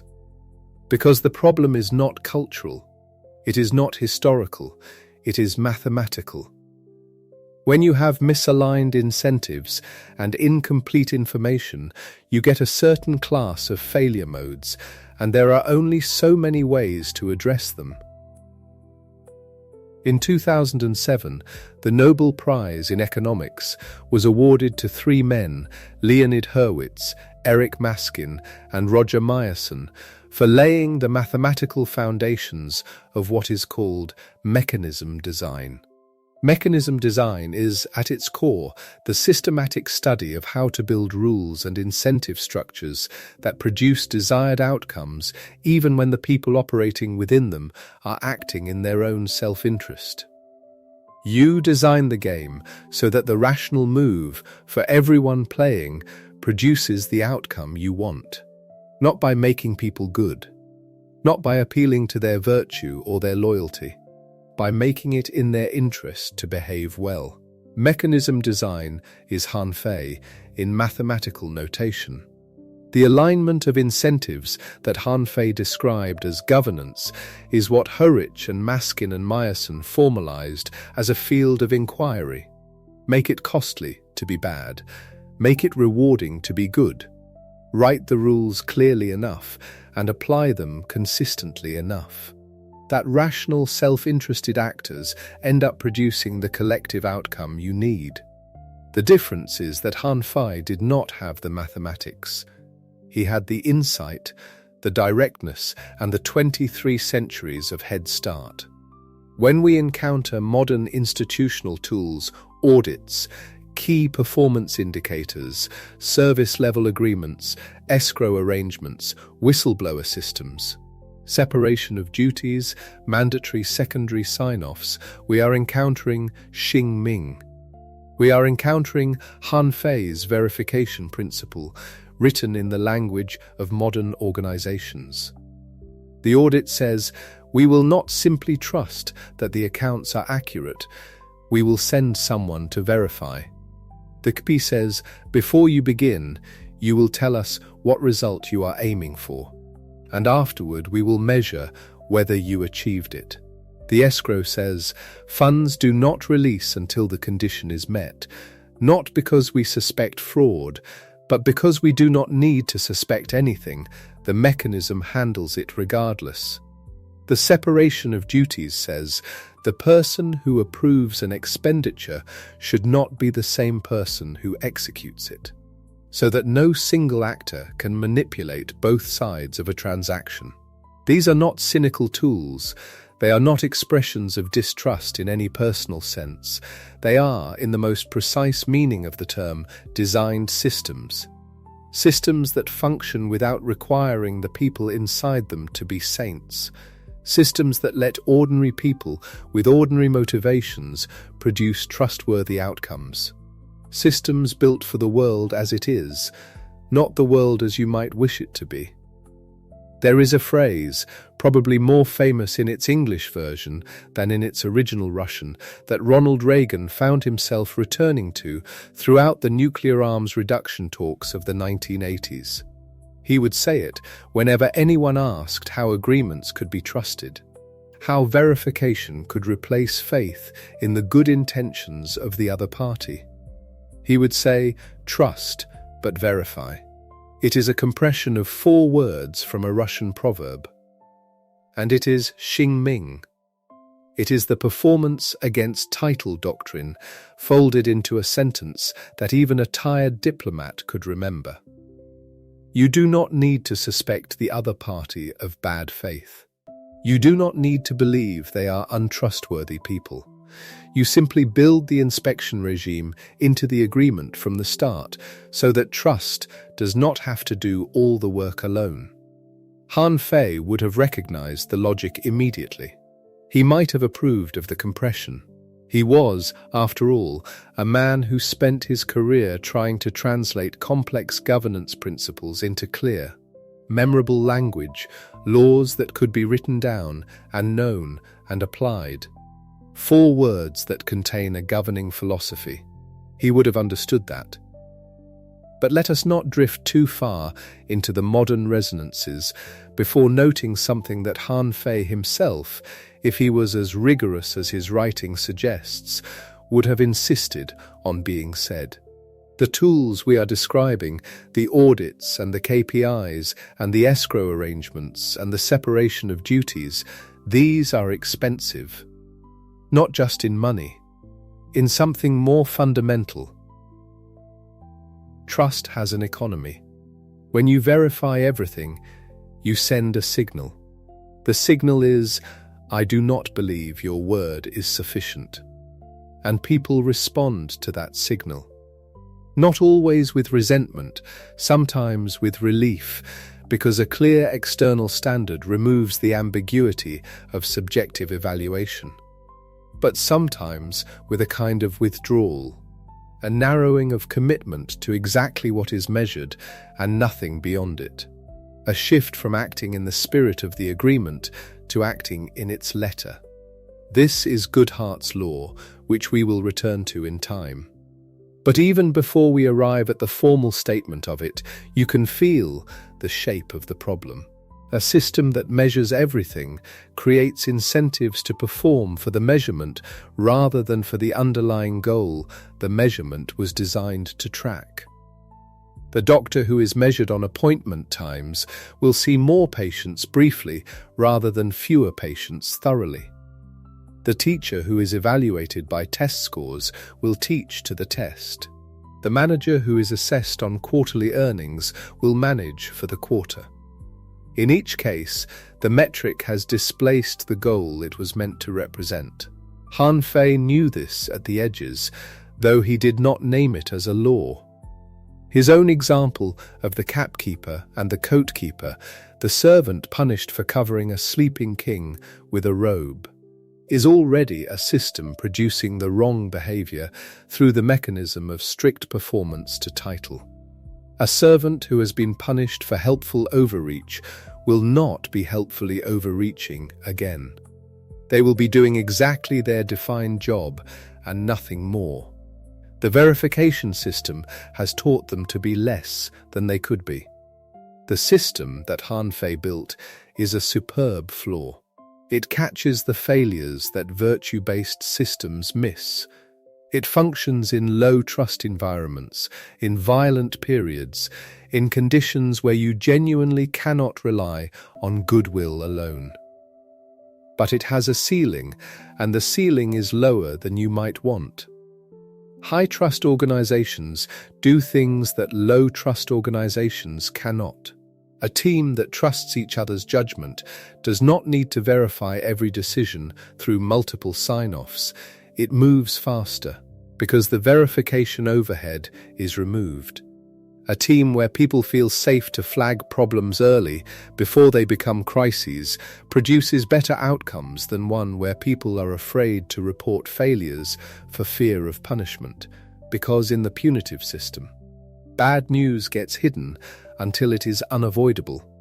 A culture where people work beyond the strict definition of their roles, where the servant does cover the sleeping king with a robe and knows they will not be punished for it, is a culture with more bandwidth, more resilience, more capacity to absorb unexpected situations and respond to them well. Han Fei's system does not produce this. It was not designed to. It was designed to produce stability and accountability in conditions where trust was already absent, where the Warring States period had so thoroughly shredded every institutional basis for confidence in anyone that something else, something harder and more mechanical, was needed to hold things together long enough to stop the bleeding. But if you run the system in conditions where trust could exist, if you take the tools that were designed for a zero-trust environment and apply them to an environment where some trust is possible, you do not just fail to gain the benefits of trust. You actively destroy it. Because the act of verifying what need not be verified tells people they are not trusted. And people who do not feel trusted often stop being trustworthy in the ways that cannot be measured. They perform for the metrics, they protect themselves, they hedge. The very behavior the verification was meant to guard against begins to emerge from the verification itself. This is the honest boundary. This is what Han Fei's philosophy requires you to see clearly, if you are going to use it without being used by it. It is a magnificent defensive flaw and a constricting ceiling. The right system for the right conditions. The wrong system for the wrong ones. And the question that the dossier we are drawing from is building toward, the question that will need the full weight of what happened in 221 BCE and in the 15 years after it to answer properly, is what happens when you do not recognize that boundary? What happens when the system designed for the floor gets applied all the way to the ceiling and beyond? That story is coming. You can feel it gathering in the background, like weather on the horizon, unhurried, inevitable, the king who will read those essays, the classmate who will recognize the competition that the system demands eliminating, the cell, the poison, the pardon that arrives at the wrong moment. But first, let the machinery we have just moved through settle into its shape. Because it is a real shape, and it is worth holding. The two handles, reward and punishment.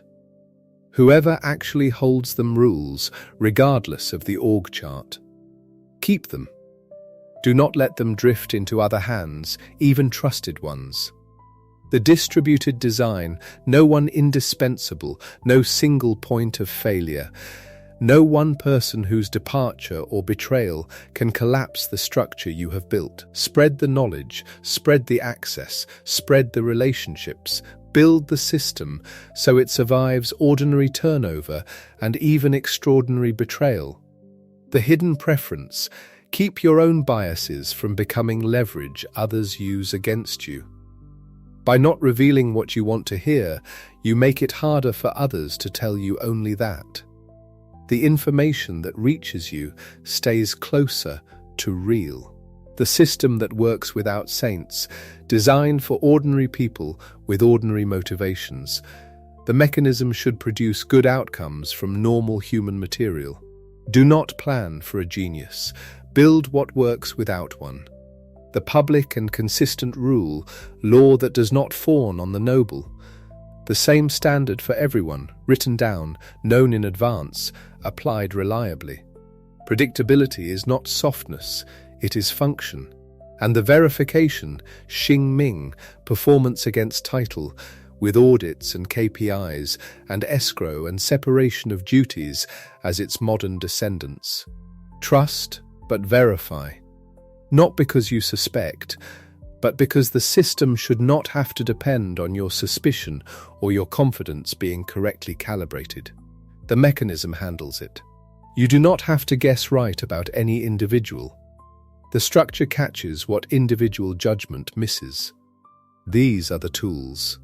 This is the working machinery that Han Fei spent his strange, brilliant, constrained life assembling. Not a philosophy of cruelty. An operating system for a world you cannot trust. Cold, yes. Mechanical, yes. Built on assumptions about human nature that may make you uncomfortable when you hear them stated plainly. But functional.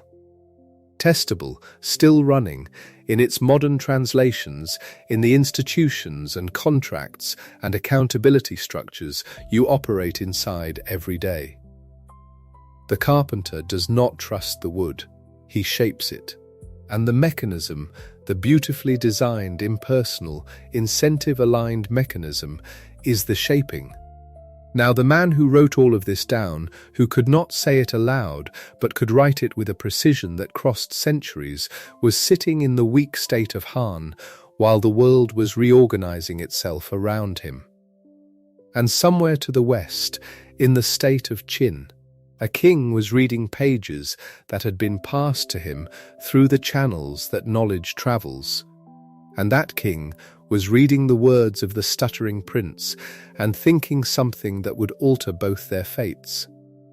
The king had no idea the author was alive, and the author had no idea the king was reading.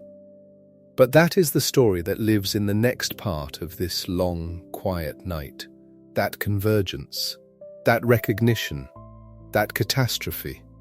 The machine eating the man who built it, and the empire that rose from the wreckage, and what it all means about the boundary between a tool that saves you and a tool that destroys you.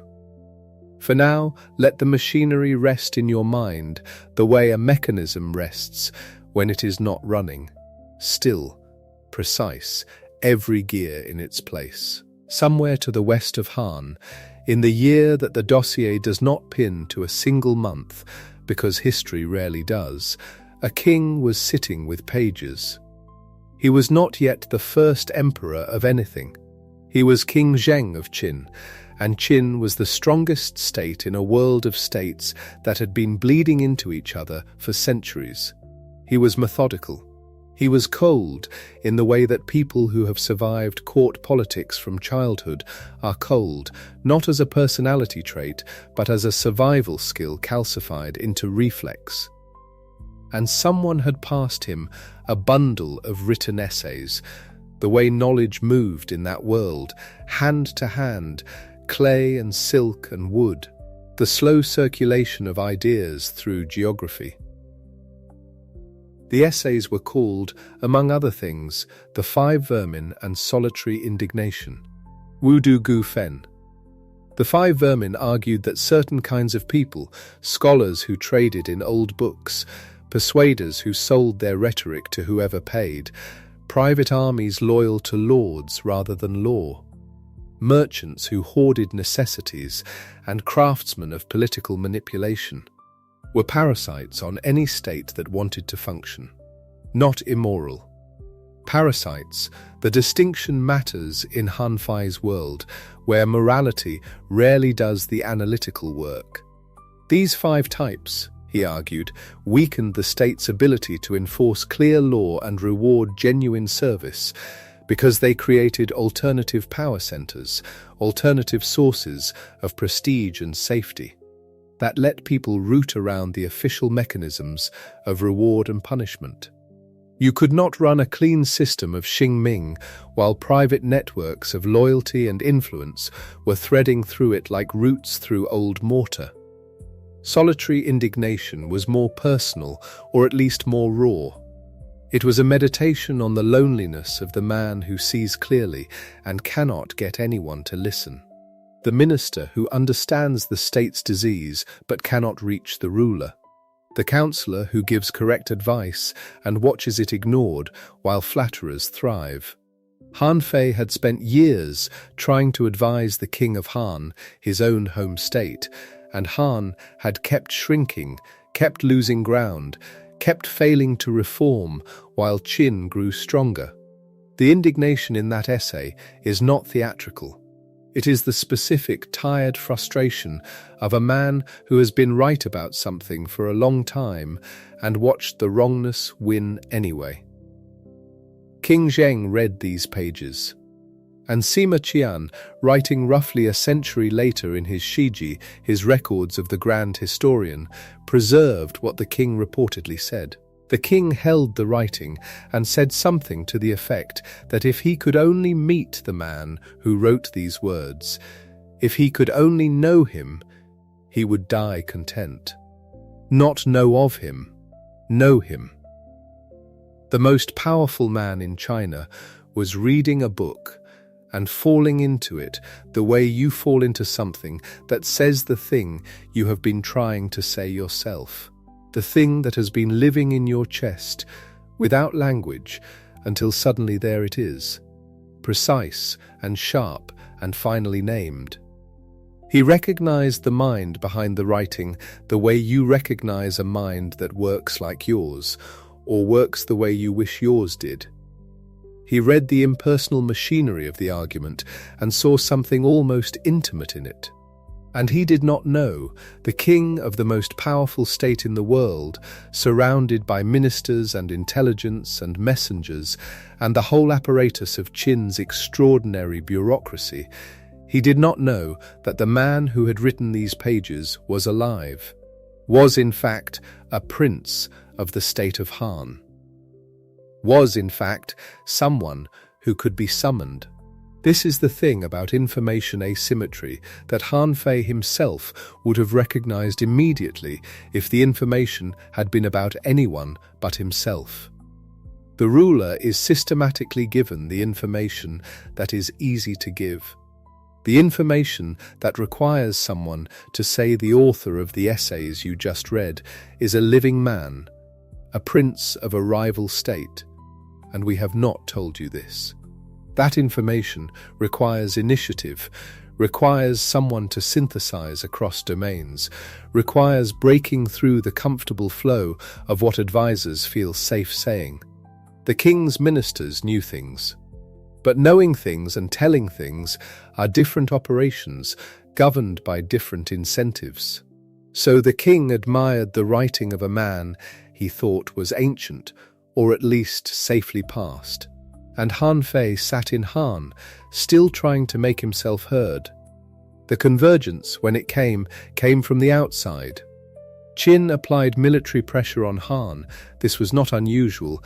It was the basic weather of the warring states period, and Han, running out of options as it had been running out of options for decades, sent an envoy to Qin to negotiate. The envoy they sent was Han Fei. It is worth sitting with that choice for a moment. Han Fei had been trying to advise the king of Han for years. The king of Han had not listened, or not listened consistently, or not implemented what he heard in any sustained way. And now, when the situation was desperate enough that Han needed its best mind in the room, the best mind was sent to the other side's room. Whether that was tactical, Han Fei as a prize, an offering, a demonstration of good faith, or simply the most obvious move given who he was and what Qin wanted, the result was the same. The stuttering prince who could not persuade aloud found himself in Qin, the place where his ideas had already arrived ahead of him, carried in pages that a king had read and loved, without knowing whose hands had written them. And now King Zheng knew. The meeting, as Sima Qian tells it, was everything the king had wanted. He recognized the mind. He saw in person the writer he had admired. The encounter that should have secured Han Fei's position, that should have been the moment the theorist found the powerful patron who could actually implement what he had designed. That encounter became, instead, the beginning of the end. Not because the king turned on him, because of someone else in the room. Li Si. Li Si, who had studied under Shunzi alongside Han Fei. Li Si, who had looked at the same philosophical landscape and made the same basic choice, that human nature was not good and needed to be shaped by law and consequence, but who had made that choice in service of his own advancement rather than as a committed intellectual project. Li Si was already a top minister in Qin. He was already powerful. He had already climbed, through a combination of genuine talent and ruthless self-interest, to a position of real influence in the state that was about to inherit the world. And Li Si looked at Han Fei and saw exactly what Han Fei's own philosophy would have predicted he would see. A threat. Not a threat to Qin, not a threat to the king. A threat to Li Si, because Li Si understood, could not have failed to understand, given that he had read the same texts from the same teacher, that Han Fei was better, more rigorous, more original. That given time and the king's favor, Han Fei would outshine him, would become the indispensable voice in the court that Li Si currently occupied. The incentives were clear. The calculation was not complicated. A rational, self-interested actor in Li Si's position, operating in a court where Xing-Ming and the two handles were the real currency of power, had one logical move: eliminate the rival before the rival eliminated him. This is not a story Sima Qian tells with moral satisfaction. He is too good a historian for that. But he records what Li Si and another minister, Yao Jia, reportedly did. They went to the king, and they poisoned the well. Not metaphorically, though the metaphor would come later. They told the king that Han Fei was ultimately loyal to Han, that whatever his talent, whatever his philosophy, whatever his ideas about law and impersonal administration, at the root of it he was a prince of a rival state. That if Qin used him and then was forced to let him return to Han, Han would have the benefit of his knowledge and his relationships. That he was, in the end, a security risk. The argument was not stupid. It used the very logic of Han Fei's own system against him. You cannot trust people to act against their own interests. A man whose homeland is Han will, when the chips are down, act for Han. Read the incentives. Do not read the heart. The king had him imprisoned. And then Li Si sent poison. Sima Qian does not give us the full scene with cinematic clarity. He is a historian, not a playwright, and this is a moment where the record is thinner than the significance demands. But the outline is stark enough. Han Fei, in a Qin cell, was given poison. The options that presented themselves to him in that cell, the options available to a stuttering prince from a state that had sent him as a bargaining chip to a rival's court, now sitting in that rival's prison while a classmate's slander settled over him like a sentence, those options were not many. He died before the king could reconsider. And the king did reconsider. Sima Qian tells us this too. The king sent to release him. The pardon was on its way. But by the time it arrived, Han Fei was dead. The man who had written that calamity comes from those you love and trust, had been destroyed not by an enemy, not by someone he had reason to suspect, but by a classmate. Someone who had sat in the same classroom, read the same texts, learned from the same teacher. Someone whose intellectual debts to Han Fei's ideas were real even as his hands delivered the poison. The doctrine that said assume rational self-interest, verify everything, trust no one's loyalty over their incentives, that doctrine had described its own author's murder with cold accuracy and not been able to save him. There is something in that which takes a moment to arrive at fully. It is not a simple irony. It is heavier than that. Han Fei did not fail to see what was coming because he was naive or sentimental or because he had not thought through the logic. He had thought through the logic more carefully than almost anyone alive. He had written it down systematically, exhaustively, over dozens of essays. He understood that the classmate who might outshine you is not protected by the friendship you once shared. He understood that the incentive to eliminate a rival is impersonal and therefore not preventable by goodwill. He understood all of this.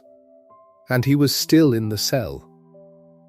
Which tells you something the philosophy, taken on its own terms, might not make obvious. Knowing the system does not automatically give you the power to operate it in your favor. Knowledge of the mechanism and control of the mechanism are different things. Han Fei had the analysis, Li Si had the access, the timing and the king's ear. Shu, the technique, the hidden administrative art, requires not just understanding but position, requires the proximity to power that Han Fei, as a foreign-born envoy in a cell, did not have. The philosophy is a tool in someone else's hands, is not yours. So the man died, and the ideas lived. They lived in the most concrete possible way. The state of Qin, shaped by decades of legalist administrative reform, by the logic of Fa and Shu and Shi that Han Fei had synthesized and that earlier ministers had implemented in partial forms, continued on its trajectory. In 221 BC, 12 years after Han Fei's death in that cell, King Zheng completed what no ruler before him had managed. He unified China. All the warring states, that centuries-long proliferation of competing kingdoms and principalities, and the constant grinding violence of a world with too many power centers and not enough law, were brought under a single administration. King Zheng became Qin Shi Huang, the first emperor, and the thing that held it together administratively was not virtue.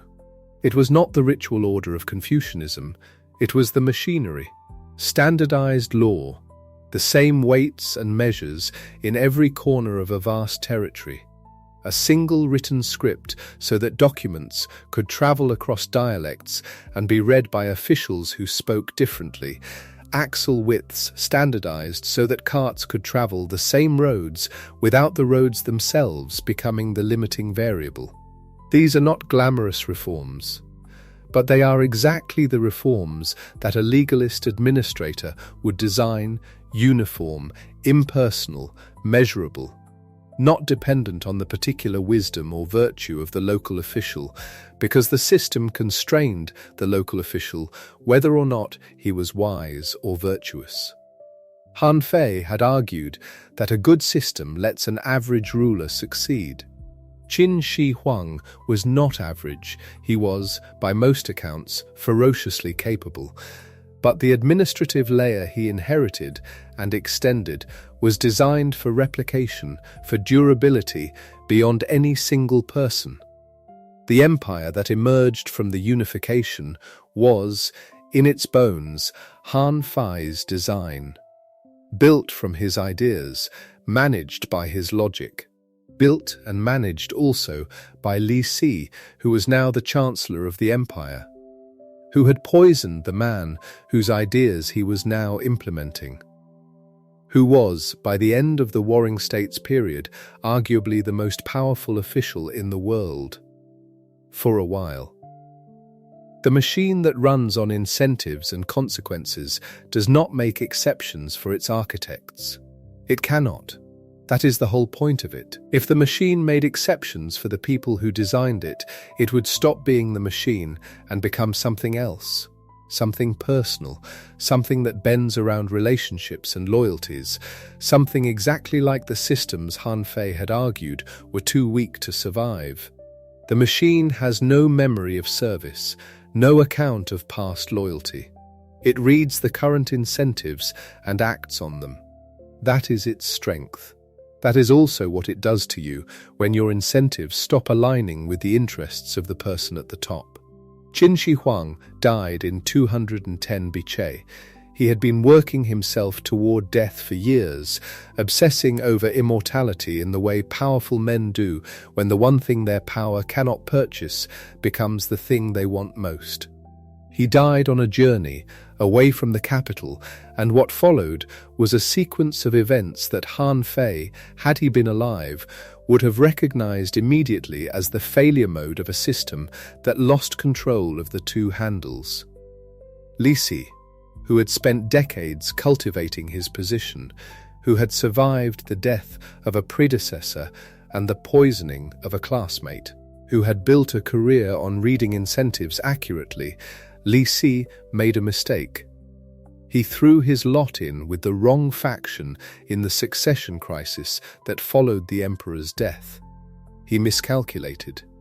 And the machine he had helped build and operate for 20 years turned on him with no hesitation and no sentiment. He was arrested, he was subjected to the 5 punishments. He was cut in 2 at the waist. Sima Qian records that at the moment of his execution, Li Si turned to his son and said something about the things they would never do again together: walk out the east gate of their hometown with a yellow dog to hunt hares. It is a sudden human image in a very long story of mechanism and calculation. The man who had lived by cold logic died, missing the small warm things that cold logic cannot generate.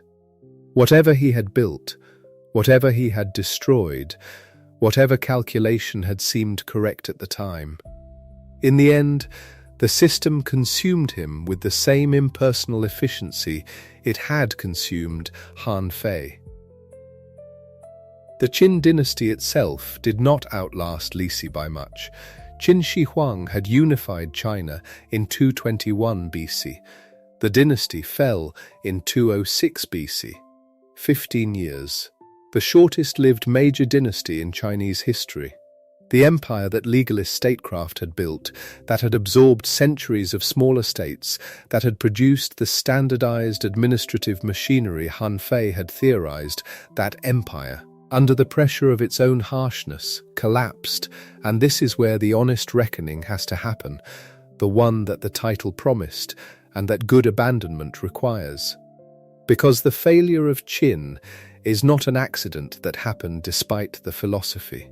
It is the philosophy's failure mode, demonstrably and historically, and you cannot hold the toolkit without also holding this. A system built entirely on penalty and reward, on verification and consequence, on the assumption that every person is following their incentives and must be constrained accordingly. That system has a cost that compounds over time. The cost is trust. Or rather, the systematic destruction of it. Consider what it does to the people inside it. If you are an official in a Qin-administered territory and you know that helpful overreach is punished, that doing the right thing outside your defined role is a violation, that the capkeeper gets punished for covering the sleeping king with a robe, then you stop doing the right thing outside your defined role. You stop. You pull your attention inside the bright line of your defined responsibility, and you do not look over it. Because looking over it is risk, and the system has taught you that risk is not rewarded. What this produces is compliance without initiative. The letter of the law followed with perfect accuracy, and the spirit of it hollowed out. Because the spirit requires judgment, and judgment is precisely what the system does not trust you to exercise. And then there is the problem of the measures themselves. Han Fei was right that you cannot trust stated intentions. You measure outcomes instead. You build Xing-Ming. The minister proposes what he will deliver. You measure what he actually delivers. You punish the gap. This is sound, but there is a trap inside it that Han Fei did not write about, or at least not clearly, a trap that would not be named until the 20th century in a completely different context. The trap is this: when a measure becomes a target, it ceases to be a good measure. This is what is now called Goodhart's law, after the economist Charles Goodhart, who identified it in the context of monetary policy. But it is not a law about monetary policy, it is a law about measurement and incentives, which means it is a law that lives inside every system built the way Han Fei built his. The moment you tell someone that their performance will be judged by a specific number, they stop optimizing for the thing the number was meant to represent and start optimizing for the number. The number was a proxy for the real outcome. But once it becomes the target, the proxy is all that matters, and the real outcome drifts. A general who is measured by the number of enemy heads brought back will bring back heads.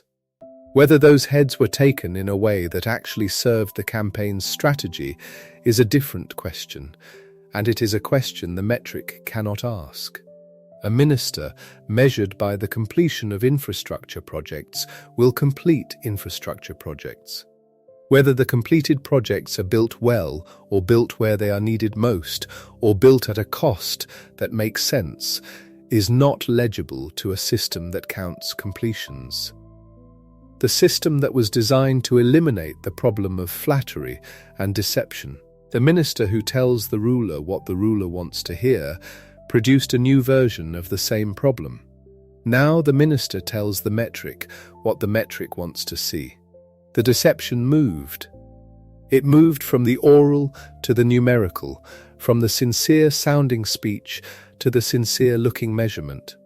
And a system that has been specifically designed to distrust sincerity-sounding speech has no defense against sincere-looking measurement, because it was built on the assumption that measurement was the solution. This is not a failure of intelligence, it is a failure of completeness.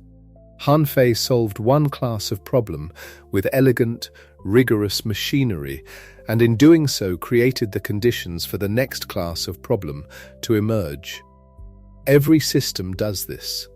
Every solution generates the problem it did not anticipate. The question is not whether the system is perfect, no system is, but whether you know where the edges are. And the edge of legalism, historically, turned out to be the edge between a system that functions well as a floor and a system that fails catastrophically when used as a ceiling. As a floor, clear law, public and known and applied equally, is a genuine good.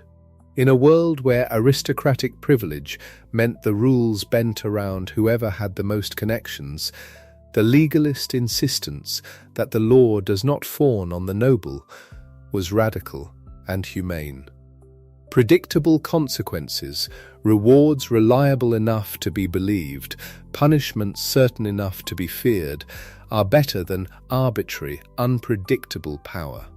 If you are designing an institution from scratch, if you are trying to create accountability where none existed, if you are trying to stop one person from controlling everything through personal relationships and unverifiable claims, Han Fei's toolkit is where you start. Separation of duties, multiple sign-offs, audits, written rules published and enforced without exception. These are not cruelties, they are protections. As a ceiling, if you run the entire edifice on distrust alone, if you remove all space for judgment, all reward for initiative, all tolerance for the human variance that cannot be compressed into a metric, if you punish the servant for covering the sleeping king because the covering was technically outside his role, you build a world in which the only safe behavior is precisely defined behavior, and in which anything outside the definition is risk that rational people will avoid. That world is rigid. Rigid things break under pressure. Flexible things, organizations where people exercise judgment, where initiative is sometimes rewarded even when it exceeds the job description, where trust is extended provisionally and the extension is, sometimes, honored, those things absorb shocks that rigid things cannot. The Qin dynasty was very rigid. It lasted 15 years. The Han dynasty that followed it, which consciously softened the harshest legalist edges while keeping the administrative machinery underneath, lasted 4 centuries. And this is the thing that history shows happened next, and that the dossier calls by a phrase in Chinese that translates roughly to Confucian, outside, legalist, inside. Weiruneifa. The formula that shaped Chinese imperial governance for most of the 2,000 years that followed the Qin dynasty was not a clean choice between legalism and Confucianism. It was not an honest renunciation of Han Fei's cold machinery in favor of the Confucian program of virtue and ritual. It was a layering. The public face was Confucian, ritual propriety, filial respect, the emperor as the son of heaven ruling through moral example, the officials selected through examinations in the classical texts that emphasized virtue and right relationship. The rhetoric was Confucian, the ceremonies were Confucian, the language of legitimacy was Confucian.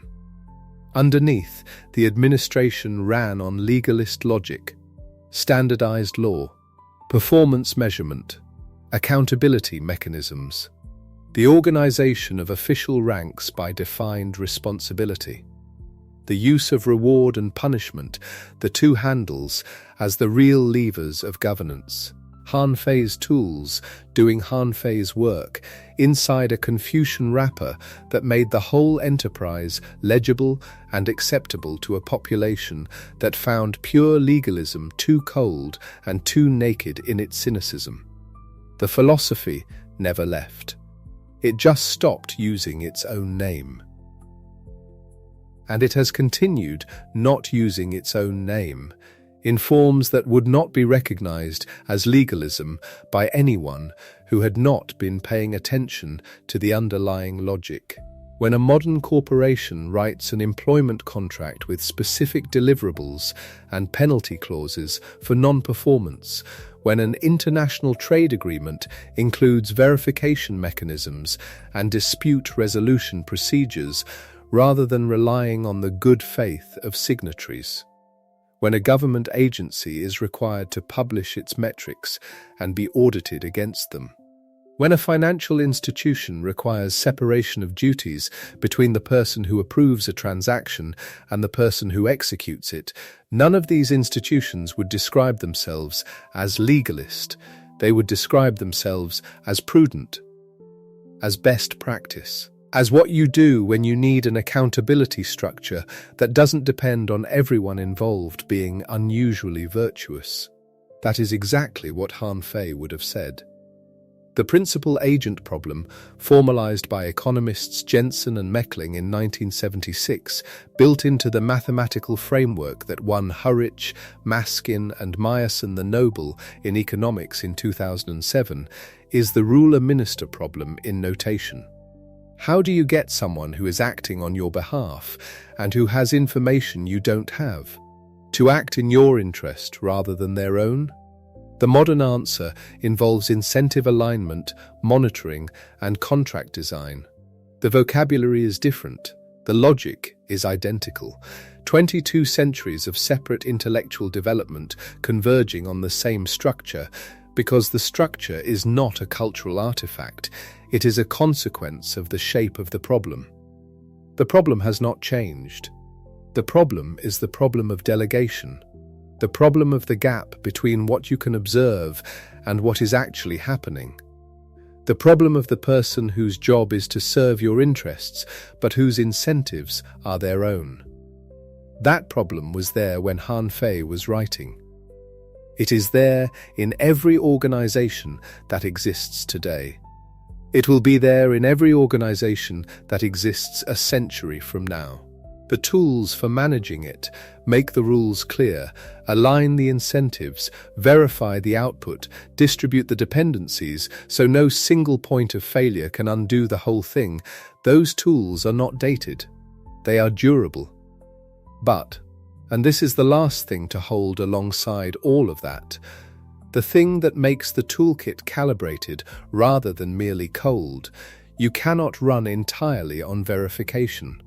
The costs of a zero-trust system are real, and they are not just the dramatic costs that history provides in the form of Qin's 15-year collapse. They are the everyday costs of the overhead of monitoring. The time and energy spent tracking and auditing and measuring that could have been spent on the actual work. The talented person who leaves an organization because they find it insulting to be treated as a rational self-interest machine when they are also a human being who sometimes just wants to do good work because it is good work. The collaboration that doesn't happen because the rules of defined responsibility create 100 small barriers between people who might otherwise share something useful. High-trust environments where people extend judgment and initiative without waiting for the metric to authorize it, where the expectation of good faith is itself part of the culture. Those environments have real advantages that low-trust environments cannot replicate through monitoring alone. They are faster. They are more adaptive. They generate information that would never survive the filter of a formal reporting structure. They innovate at the edges, which is where innovation lives. Han Fei's system is not wrong about any of the facts it describes.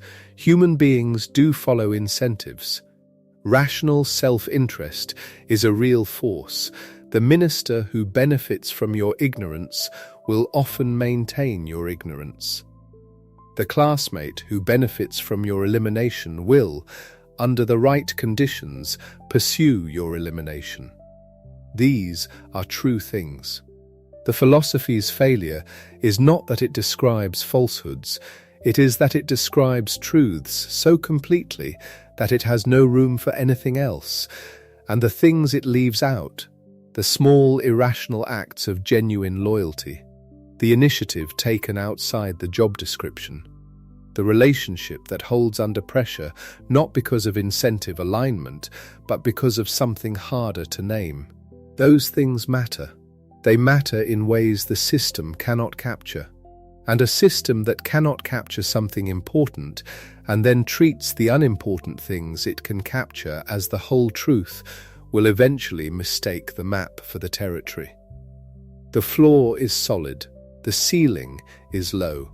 You carry Han Fei's toolkit in the part of your mind that reads incentive structures, that asks who benefits from this outcome, that looks for the mechanism underneath the stated reason, that checks whether the accountability is real or performed, that asks whether you have built your position so that no single betrayal undoes the whole thing. That part of the toolkit is not cynicism. It is clarity, and you carry the knowledge of the ceiling in the part of your mind that extends trust provisionally, that leaves room for the initiative that falls outside the job description, that does not punish the servant for covering the sleeping king, that knows Goodhart's law is in the room whenever a metric becomes the thing, rather than the measure of the thing. The man who wrote the operating system did not get to run it. He was defeated by the logic he had described so precisely that the description was the defeat.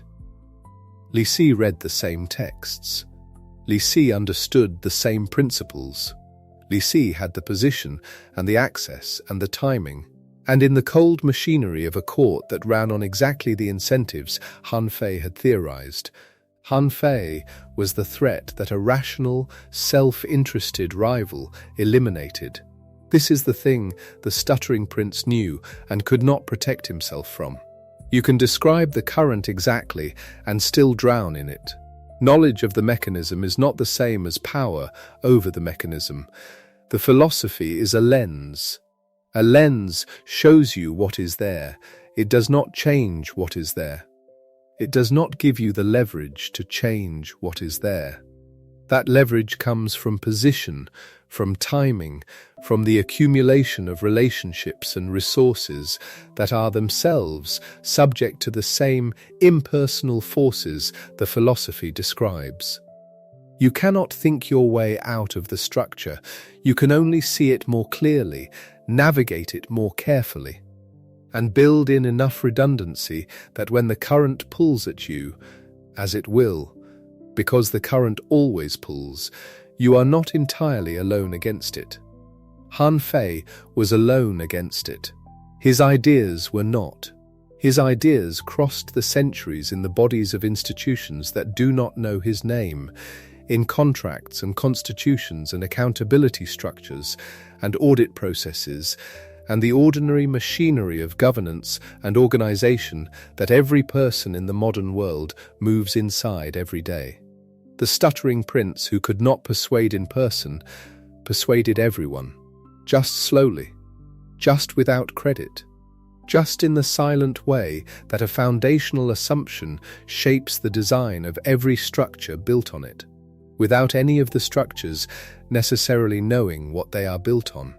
There is something right about that, something that fits the philosophy itself. A system that works should not depend on anyone remembering the name of the person who designed it. An impersonal mechanism that runs because the logic is sound, not because the founder is present. That is exactly what Han Fei argued a good system should be. He designed himself out of necessity. And he was. The cold clarity is a gift if you take it as a flaw. The knowledge that people act on their incentives, that you should verify rather than trust, that clear law applied equally is more reliable than the virtue of any individual, that your position should be designed to survive betrayal, that you should hold the two handles and be careful about who else holds them, that the system should outlast any particular person, including yourself. This knowledge does not require you to become the thing it describes. You can know that everyone follows incentives and still choose to exercise judgment. You can build verification structures and still extend provisional trust within them. You can design for redundancy and still care about the people in the system. The tool is not the ceiling. You are not the tool. And somewhere in the distance, at the edge of this long night, there is a question that might be worth sleeping on. Not answering right now, just holding lightly as the room quiets and the mind begins its own slow drift toward rest. The question is something like, where in your life have you been trusting intentions when you should have been reading incentives? And where have you been reading incentives when you should have been extending trust? Those are different errors. Both cost something. Han Fei built an entire architecture around the first error and built a world in which the second error could not occur. And the world he built lasted 15 years and consumed the people who made it. The architecture that outlasted him was the one that understood both errors were real and tried to balance them rather than eliminate one entirely. That balance does not have a name as clean as legalism. It does not have a 55-chapter treatise. It does not have a stuttering prince who systematized it with cold, rigorous precision over a lifetime of failure and observation and writing. It is just the ordinary, difficult work of being inside institutions with other people, reading the structures clearly and still making room for the things that fall outside the structures, holding the cold toolkit and the warm knowledge simultaneously without letting either one crowd the other out. Han Fei could not do it. He was too alone, too confined by the logic he had perfected, too much the prisoner of the system he had diagnosed. But he handed us the diagnosis. He handed us the mechanism. And the mechanism, carried forward through Qin and Han and every administrative structure that came after, down through Fa and through 2,000 years of empires that said Confucian things and did legalist things, down through the principal-agent problem and mechanism design and Goodhart's law and trust but verify and the ordinary contracts and accountability structures of the world you wake up in. Tomorrow, the mechanism is still running, still precise, every gear in its place. The man who built it is long gone. The cells of Qin are dust. Li Si, who sent the poison, was himself sent to dust by the same logic, cut in two in the same empire's last days, and he too is gone. King Zheng, who read the essays and wished to meet the man who wrote them, he is gone. And the dynasty he built and named for himself lasted a generation and collapsed, and the dynasty that replaced it softened the edges and lasted 4 centuries, and that dynasty is gone too. What stays is the idea, the cold, functional, impersonal, still running idea. Read incentives, not hearts. Verify output, not intention. Hold the 2 handles, and be careful who else holds them. Design the position to survive betrayal. Publish the rules and apply them equally. Build the system to outlast any one person. Know the floor. Know the ceiling. Use the tool without becoming it. And know, somewhere in the back of the mind, where the clearest things tend to settle, that the man who wrote all of this did not get to use it to save himself. That the philosophy is not a shield. That clarity is not safety. That knowing the current does not keep you out of the water. It keeps you honest about where you are. That is enough. That may be the most useful thing anyone has ever thought to offer. The room is quiet now. The long thread of this has been wound back to its beginning, the cell, the poison, the classmate who did exactly what the doctrine said he would, the pardon that arrived too late, the empire that rose and fell, and the ideas that slipped quietly through the collapse and kept running in the structures that outlived them all. You have the operating system. You have the failure analysis. You have the honest boundary between what it does well and what it does to you if you trust it too much. There is nothing left to search for tonight. One last sleepy beep before the dark. Good night.